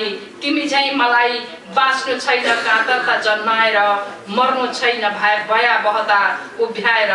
मृत्युभित्रको जीवन्तता अवगत छ मलाई। मर्नुभन्दा अघि पटक पटक मर्नु स्वीकार्य छैन मलाई। र त बाँचुन्जेल जीवनको आत्मीयता दिँदै झर्नु अघि सौन्दर्य छर्न चाहन्छु। बाँचुन्जेल जीवनको आत्मीयता दिँदै झर्नु अघि सौन्दर्य छर्न चाहन्छु। मृत्युको सार्थकता बोध गराउँदै म म्यापल्स जीवन्त मर्न चाहन्छु। मृत्युको सार्थकता बोध गराउँदै म म्यापल्स जीवन्त मर्न चाहन्छु। धन्यवाद। डायस्पोरा साहित्य भन्ने शीर्षकमा दिनुभएको थियो र मैले पेपर बनाउन भन्दा त्यो भिडियो उपयोगी हुन्छ जस्तो लागेर मैले भिडियो ल्याएको छु।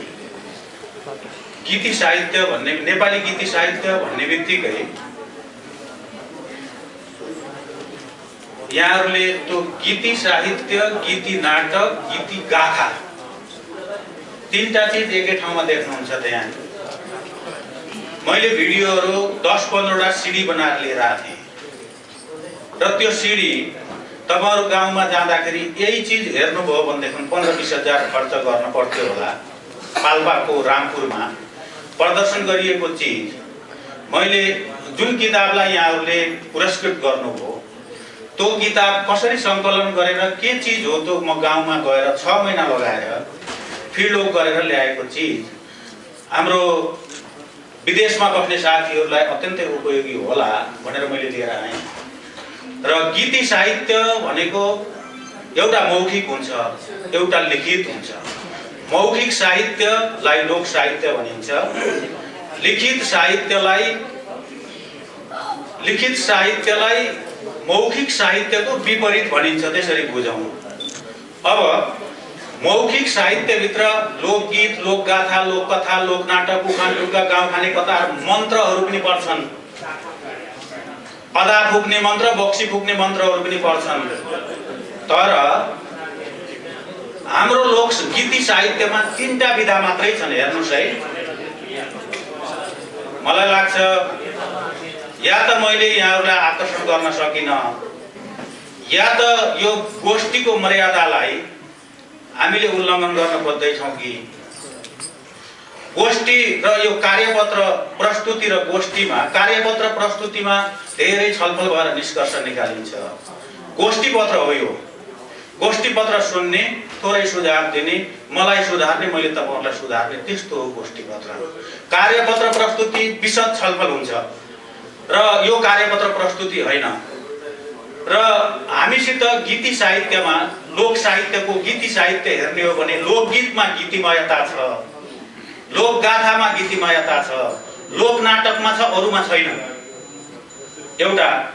अनि त्यसपछि लिखित साहित्यमा फुटकर गीतहरू छन् र मुना मदनको हातको मैला सुनको थैला सम्मका गीतहरू हामीसित खण्डकाव्य स्तरका पनि छन्।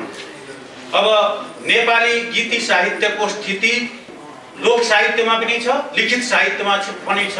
यसको व्याख्या मैले पेपरमा दिउँला। अहिले मलाई टाइम 5 मिनेट मात्रै दिएकोले कति सक्छु। अब डायस्पोरा साहित्यलाई हेर्दाखेरि मैले यो डायस्पोरा साहित्यको बारेमा अरूको सुनेर म आफू विज्ञ भएर भन्नुभन्दा पनि मैले बुझेसम्म डायस्पोरा साहित्य भनेको शरीर विदेशमा मन स्वदेशमा रहेको छ भनेदेखि त्यस्तो साहित्य डायस्पोरा साहित्य हो भन्ने मैले बुझेको छु। नबुझेको अथवा मेरो त्रुटि भएको भए सच्याइदिनु होला। यति हो डायस्पोरा साहित्य। विदेशमा बसेर स्वदेशको माया प्रकट गरेको साहित्य डायस्पोरा साहित्य। अब यस्ता साहित्य मैले हेर्दाखेरि मैले भेटेसम्म म सविनय यहाँहरूसित निवेदन गरौँ कि लोक साहित्य डायस्पोरा क्षेत्रमा मैले फेला पार्न सकेको छैन। म नेपालमा बस्ने मान्छे, मुस्किलले अमेरिका आउँछु, मुस्किलले अर्को ठाउँमा जान्छु, कति दिन कसको घरमा बसेर लोक साहित्य अध्ययन गरौँ त मैले फेला पारेको छैन। यहाँहरूले नै अध्ययन गर्नु होला, नेपाल पठाइदिनु होला र मैले त्यहाँ अध्ययन गर्न पाऊँ। लोक साहित्य छैन। अब दोस्रो, लिखित साहित्यमा मैले के देखेँ भने डायस्पोरा साहित्यमा 3टा विधा, गद्य विधा, पद्य विधा र चम्पू विधा छैन। र गद्य विधामा कथा देखे, उपन्यास देखे, निबन्ध देखे, नाटक देखेको छैन डायस्पोरा साहित्यमा। मलाई लाग्छ होमनाथ सरहरू लगायतका अरू साथीहरू यहाँ बसेर कुनै नाटकहरू बनाउनु भएको छ भनेदेखि मैले पढ्न पाऊँ। अब त्यसपछि हाइकु, मुक्तक, कविता, खण्डकाव्य, महाकाव्य र सम्मका डायस्पोरा साहित्यहरू निस्केका छन् भनेर लेखिएको मैले फेला पारेँ। र हाम्रो डायस्पोरा साहित्य यसरी विकसित भएको छ। र अब मैले नेपाली गीति साहित्यकै सन्दर्भमा एकैपटक गन्धर्वले लुम्बिनी अञ्चलको गुल्मी जिल्लाको के भन्ने दर्लाम चौर भन्दा माथि गुल्मीका कोही साथीहरू हुनुहुन्छ भने त्यहाँ एउटा गन्धर्वले गाएको गीति साहित्य आमा रुँदै गाउँ बेसी मेलैमा छोरो रुँदै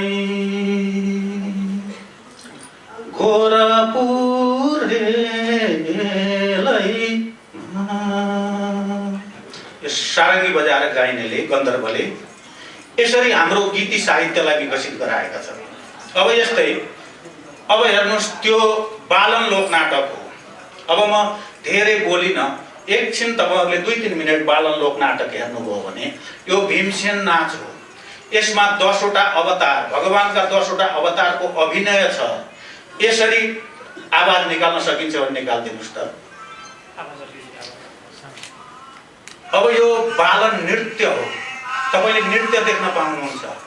यो दौरा सुरुवाल किनिदिने मान्छे नभएर हामीले हरायौं सर, हामी गाउँदैनौँ। अब प्रदर्शन गर्दैनौँ भनेर भन्थे। हामीले यो व्यवस्था गर्यौँ, 10-15 हजार दिँदाखेरि यो चिज बच्यो, वर्षौँदेखि हराएको चिज। आज हामीले हाम्रो राष्ट्रको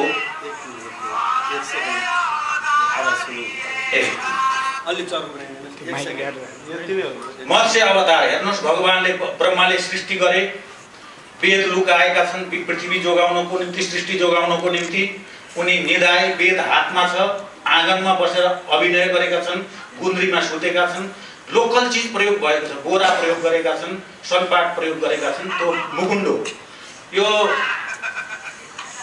मत्स्य अवतारमा शङ्खासुर नाम गरेको राक्षस हो भनेका छन् तिनीहरूले।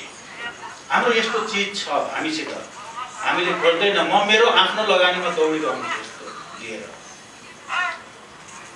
लेखिएको किताब बिक्री हुँदैन, कति समस्या छ हेर्नुहोस् न। प्रकाशकले छापिदिँदैन, अर्को समस्या छ। किनेर पढिदिँदैनन्, अर्को विडम्बना छ। एउटा अनुसन्धानकर्तालाई यो यहाँसम्मको काम गर्दा के भएको होला तपाईहरुले अनुभूत गर्नु होला।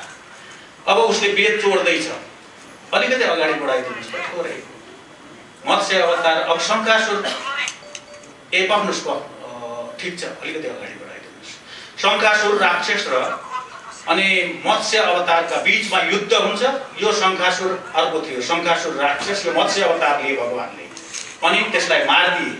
अब त्यो वेद लिएर गएर ब्रह्माजीलाई दिन्छन्। आँगनमा हो यो नाटक, कुनै चाहिँ मञ्चमा होइन। त्यसरी अभिनय गर्छन्, सबै हेरेर त्यहाँ हजारौं जना मान्छेले हेरिराखेका छन्। त्यो लडाईँ हो, हातमा तरबार लिएको त्यो लट्ठी हो, त्यसरी अभिनय गर्छन्।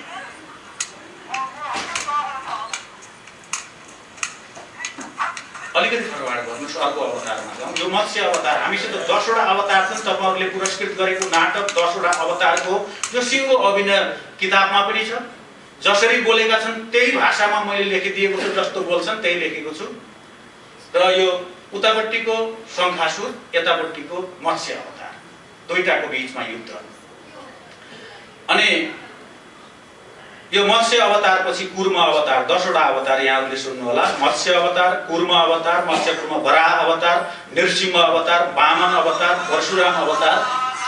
अब यसरी नाच्छ, अर्को अवतार सुरु भयो, फेरि यसरी नाच्छ। यसले गाथा भन्छ, कथा भनिन्छ।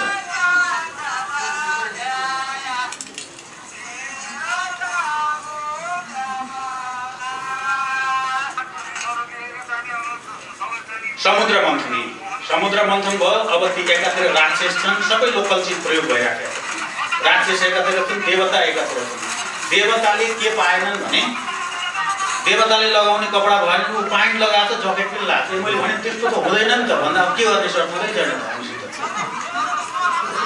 अहिले पनि गाउँमा जोगिएको छ।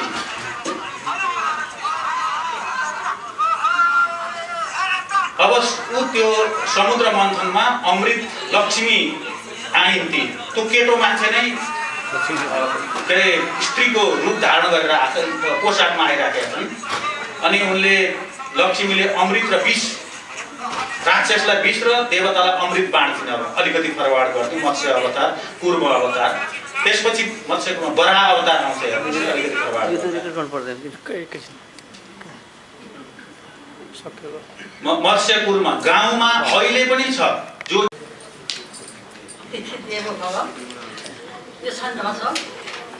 सुरम्य देश नेपाल प्रकृतिले सिँगारिएको थल, चौतर्फ उच्च हिमालबाट बग्दै चोखो नदीको जल, हाँसेका ती गुराँस फुल वनमा पाएर पोषमल, प्रकृति दृश्य रोमाञ्चकारी बन बग्दैछ खोला तल।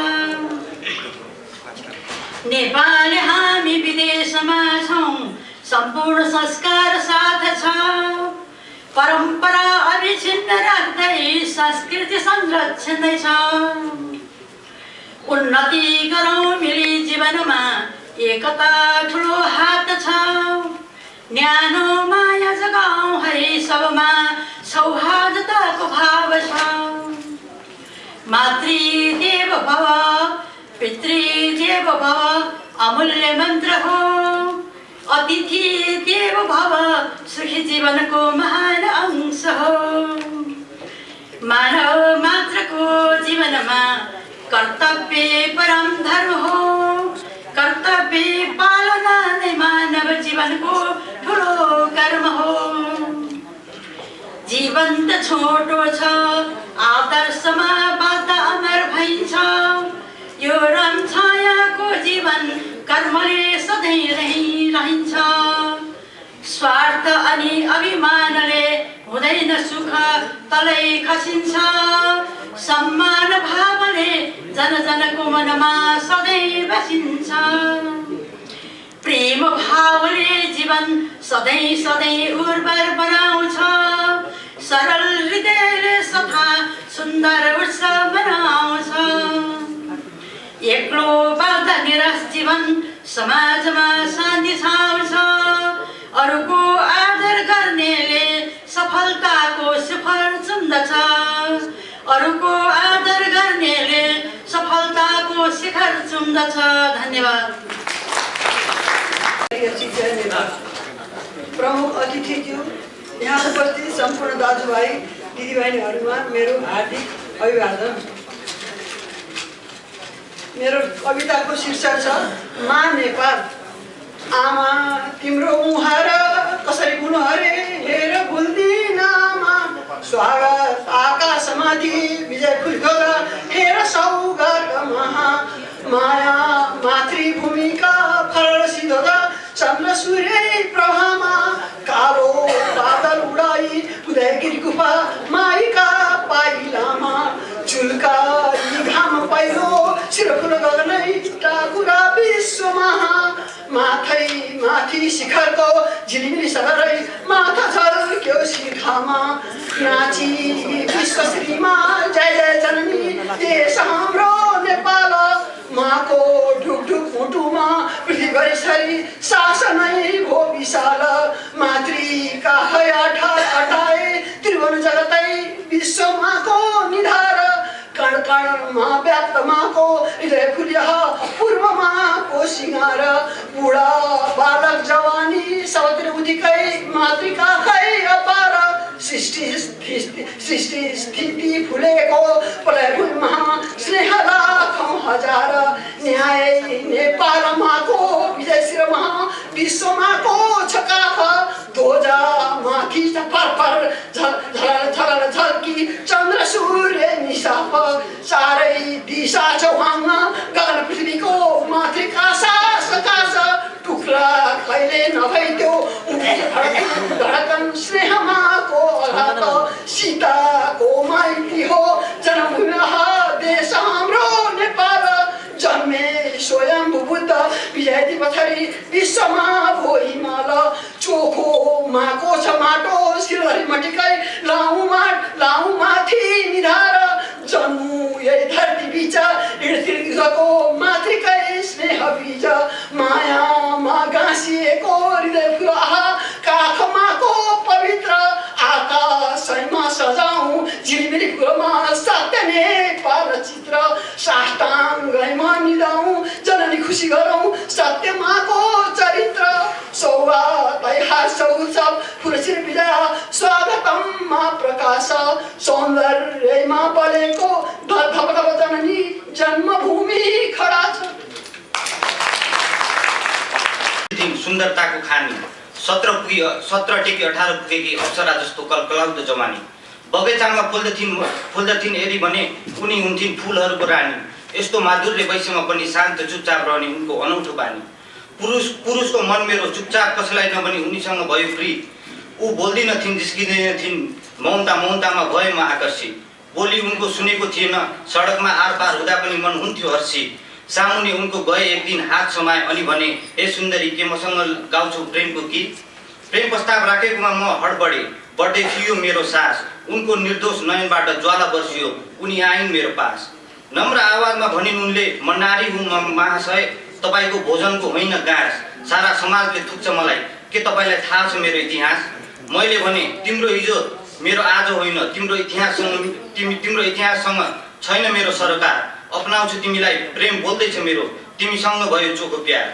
जस्तो सुकै वियोगान्त कथा होस् तिम्रो मेरो पवित्र प्रेम भन्दा फिक्का होला। भन्नु छ जे हे सुन्दरी भनिहाल समय अनुकूल ठिक्क होला। उनी सुस्त आँखामा आँसु टिपिलाउँदै भनी सुन्नुहोस् मेरो दर्दनाक कहानी यथार्थ भन्छु हजुरलाई अनि तपाईँको नजरमा पनि मुर्झाउँछ मेरो जवानी दुर्गम गाउँमा गरिब परिवारमा छोरी भएर जन्मिए मेरो बाल्यकाल रह्यो बिरानी भेदभावको शिकार त्यसै सहनुपर्ने मेरो शैशवकाल जलेर भयो खरानी भाइले दिनमा 4 छाक खान्थ्यो तर मलाई एक छाक थिएन अन्न बुबा गरिब अनपढ बिचारा हाम्रो परिवार थिएन सम्पन्न रोइ कराई जसो तसो स्कुल गए एसएलसीमा भए पास परिश्रमको फल मिठो हुँदो रहेछ जीवनमा केही गर्ने भयो आज सफलताले बोलाइरह्यो उच्च शिक्षा हासिल गर्न भयो रहर गाउँमा क्याम्पस थिएन मैले जानुपर्ने भयो सर गाउँलेहरू कानाफुसी गर्न थाले तर पनि ममा रिस थिएन सहरको कलेजमा तिर्नको लागि मेरो परिवारसँग फिस थिएन सर आएको हप्तापछि साँझमा अफिसको काम पाए अध्ययन कोठा खर्च लाग्ने जति आफूलाई पुग्ने भाग्यवश दाम पाए मध्यरातमा छुट्टी हुन्थ्यो मेरो पैदल घर फर्कनु पर्ने तर पनि ठाने आफूलाई भाग्यमानी यही भाग्य र शराब बीच सुरु भयो मेरो जीवनको दर्दनाक कहानी निष्पट्ट कालो अँध्यारो औँसीको त्यो डरलाग्दो रात थियो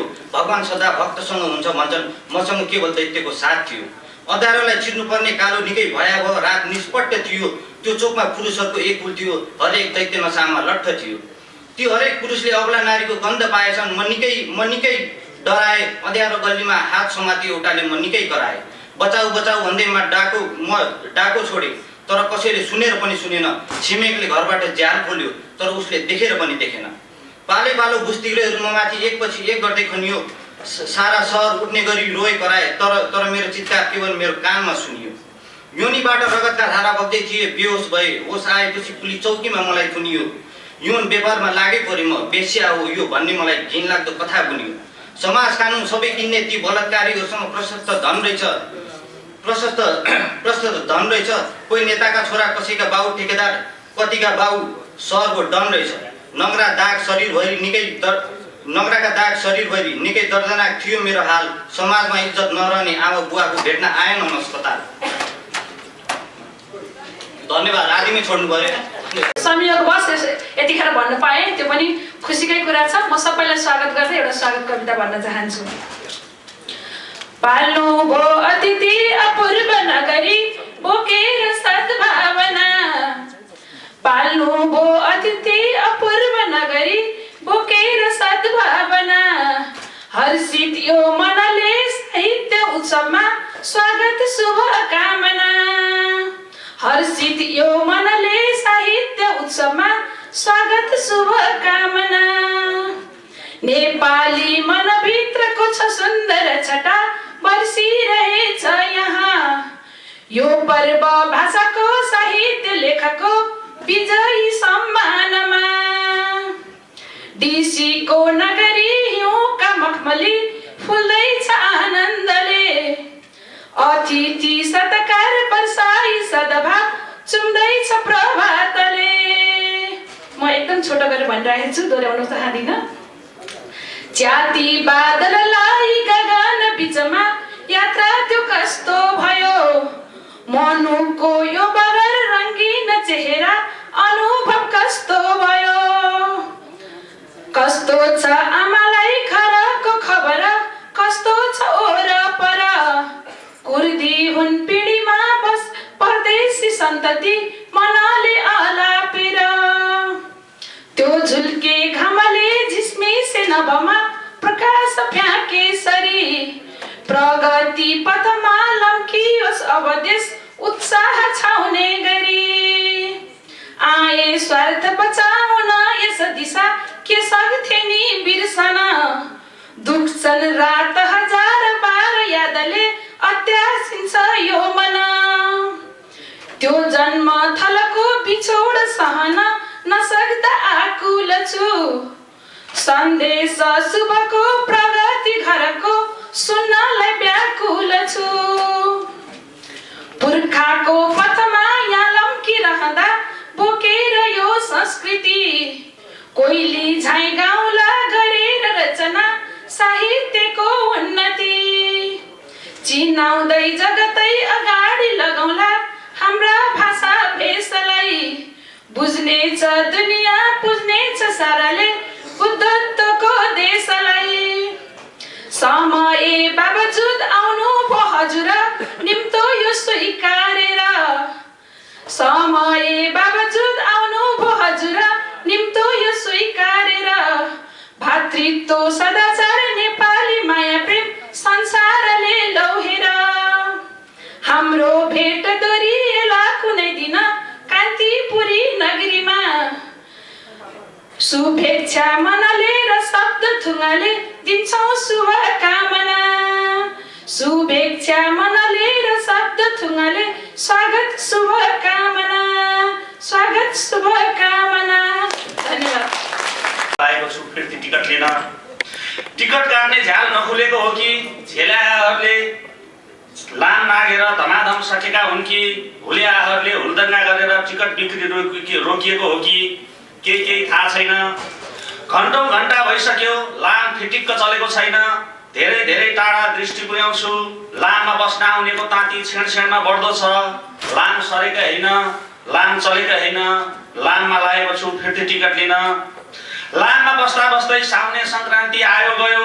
लाममा बस्दा बस्दै दसैँ आयो गयो। तिहार आयो गयो। दही अक्षता अबिरको टिका थालीमै सुकेको खबर आयो। बा आमाको आँसु पनि त्यसरी नै सुकेको खबर आयो। मखमलीको माला उनेर बसेकी मेरी दिदीको आँखा कुर्दा कुर्दै टट्टायो रे। घाम डाँडामा पुग्दा पनि ल म कविता पढ्दैन। धन्यवाद। यो मञ्चमा समेत यस्तो छ।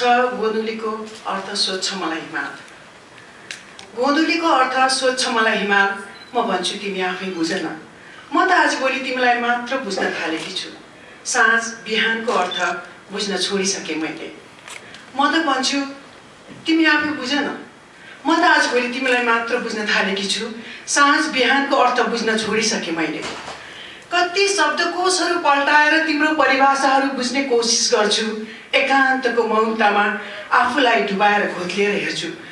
मैले बुझ्नै सकिनँ तिम्रो परिभाषा के हो। अग्लो अग्लो भएर झन् झन् तिमी चुनिँदैछौ। अग्लो अग्लो भएर झन् झन् तिमी चुनिँदैछौ। मलाई डर लाग्छ कहीँ तिमीसम्म पुग्न जीवनभरि यात्रा गर्नुपर्ने त होइन मैले। यात्राको क्रम अविरल बगिरहोस् भन्छु।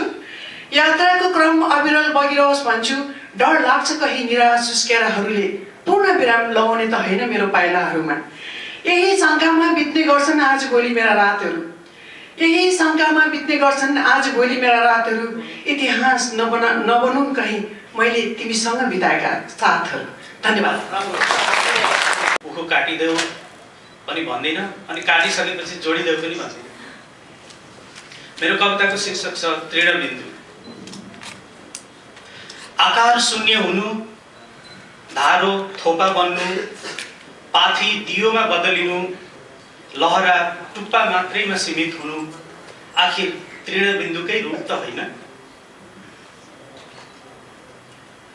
हिमाल खिँदै जानु, पहाड घोचिँदै जानु, सिमाना खुम्चिँदै जानु, वृक्षले पोथ्राकै रूप लिनु, आखिर तृणबिन्दुकै रूप त होइन। आदर्श पलायन हुँदै जानु, विश्वास गिर्दै जानु, बाछा तोडिँदै जानु, घमण्ड बढ्दै जानु, आखिर तृणबिन्दुकै रूप त होइन। खगोल विशृङ्खलित हुनु, तारा झर्न थाल्नु, समुद्री स्वभाव बदलिनु, वायु गतिहीन हुनु, आखिर तृणबिन्दुकै रूप त होइन। सिङ्गोलाई टुक्र्याउनु, टुक्र्याउने नि चिरा हुनु, म्याराथोनमा कछुवा चाल लिनु, पराजयको नियति हुनु, आखिर तृणबिन्दुकै रूप त होइन। पलायन त चुलिँदै जानु, देश खाली हुँदै जानु, नेपालीत्व भुलिँदै जानु, सरल मनहरू थुलिँदै जानु, आखिर तृणबिन्दुकै रूप त होइन। धन्यवाद।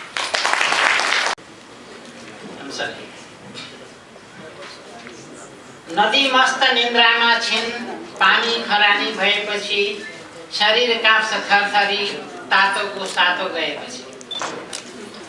रातो तातोको साथमा साथी सङ्गी लट्ठ छन्, यस्तै लट्ठ ताल तलाउ धरती अँगालो मार्दछन्। पशु पन्छी थलाका थलामै बास बस्दछन्, रुख बिरुवा पतनङ्ग छन्, हावाले सताउँदै हिँड्छन्। बाटो घाटो सबै नै भारी खबी बस्दछन्, चराचुरुङ्गी बनेलीमा गुणका गुणै बस्दछन्। कहाँ गयो सूर्यको त्यस्तो रापिलो ताबिलोपन, बुढेसकालमा के होला ढकढक हुन्छ यो मचान। तिमी चिसिँदा यस्तो छ होला चिसिँदा कस्तो होला चिसिँदा म एक्लै एक्लै चिसिँदा झन् कस्तो होला जोडीको मन। सक्यो जति कठ्याउन त्यति मूल्य उनको छ, को ठुलो न सानो कुन बुढो न बालो छ। वर्षमा सम्झेर एकपटक सुन्दर बस्ती बसाल्छिन्, क्रिसमस नयाँ वर्षमा तोडले सबलाई अँगाल्छिन्। बलले कसेर अँगाली सकेसम्म कठ्याउने मै हुँ भन्ने बहादुर पनि सक्थ्यो किन टेक्न के सामुन्ने। गैँची बेलचा साबिलहरू गाडी ठुला गाडी र डोजरहरू मचिएर ओसार पसार गर्दै हिँड्छन् पेसा गर्दै गर्दै। सक्दैनन् कोही बाहिर टिक्न भित्रै आगो फुकिबस्दछन्। सेतो स्वर्ग बनाई सबैतिर धरती आफै मस्त छिन्। कहाँ थियो पहिला तिमी आज कसरी बर्सियो, कसले जोडी राखेको थियो झिकेर कसले पर्सियो। कस्तो रचना प्रकृतिको कस्तो होला यो खेल, यस्तै हुन्छ सबैतिर यहाँ हाम्रो हिउँ परेको बेला। धन्यवाद। अनेक थरीका फुल्दा सयौं फुल छ, उस्तै राष्ट्रिय एकता विविधता भित्रै खुली सौम्य छ। हाम्रो स्वप्न समृद्ध शान्त र सुखी ज्वाजल्य नेपालको, हाम्रै मेला र एकता विविधता भित्रै छ साकार त्यो। नमस्कार। मृत्योन्नति अभिलाषा मेरो कविताको शीर्षक शार्दूल विपरीत छन्द। तिम्रो नेदिक फैलियो सरसता नौला कलामा झुली, तिम्रो प्राचीनता समस्त युगकै ज्वाजल्य आभा खुली। नौलो जीवन ज्योतिको मधुरता फैलोस् बिहानी बनी, पाऊँ देख्न मुहार प्लावित खुसी साकार स्वप्न बनी। फैली मगमग होस् उदात्त गरिमा, औदार्य आभा उठोस्, नागी भीम पहाड झैं कठिनता सम्पन्नता झाँगियोस्। अग्लोस् उच्च हिमाल भाल जगकै आदर्श नौलो पनि, पाऊँ देख्न मुहार प्लावित खुसी साकार स्वप्न बनी। चम्कोस् चमचम रश्मि पुञ्ज सरी भई, निर्लङ्घ स्वाधीनता फरफर फैलिरहोस् अखण्ड विजयी दुर्लङ्घ मेरै ध्वजा। फोरी दुर्ग पहाडका सुगमता फैलोस् उज्यालो पनि, पाऊँ देख्न मुहार प्लावित खुसी साकार स्वप्न बनी। जागोस् लोक नयाँ नवीन युगको, विश्वास नौलो उठी, भागुन् दुर्धरता विध्वंस विदिशा वैषम्यता दानवी। आओस् नित्य नयाँ उमङ्ग मनमा, निर्माण यात्रा बनी, पाऊँ देख्न मुहार प्लावित खुसी साकार स्वप्न बनी। तिम्रो सौष्ठवता समुच्च जगकै शोभा र श्रृङ्गार होस्, तिम्रो सान र मान विश्वभरकै सर्वोच्च सम्मान होस्। अग्लोस् राष्ट्रिय एकता विविधता भित्रै अनेकौं पनि, पाऊँ देख्न मुहार प्लावित खुसी साकार स्वप्न बनी। तिम्रो शौर्य र वीरता विजयको नौलो बनोस् मानक, तिम्रै ज्ञान र धीरता जगजै सञ्जीवनी वाहक। वाञ्छा धुकधुकीमै लिएर नउडु, आफै खरानी बनी, पाऊँ देख्न मुहार प्लावित खुसी साकार स्वप्न बनी। वाञ्छा धुकधुकीमै लिएर नउडु, आफै खरानी बनी, पाऊँ देख्न मुहार प्लावित खुसी साकार स्वप्न बनी। धन्यवाद।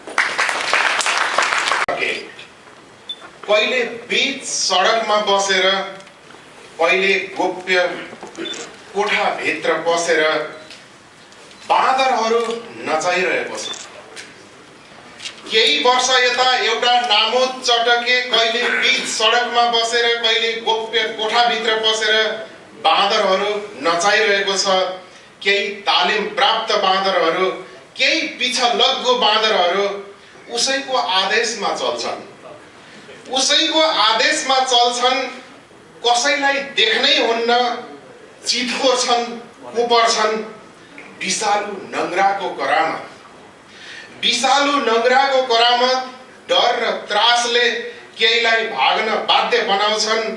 अनकन्टार जङ्गलमा बसेर आफै महान भनी उपाधि घसेर सोझा साझा केही भोका बाँदरहरूलाई, सोझा साझा केही भोका बाँदरहरू आफ्नो पन्जामा पार्न सफल त्यो नामोद चटके जङ्गलमै कैयौँ दिन बसेर आतंक मच्यायो, अरूलाई दिनु दुःख दियो, चटकीमा समावेश गरायो।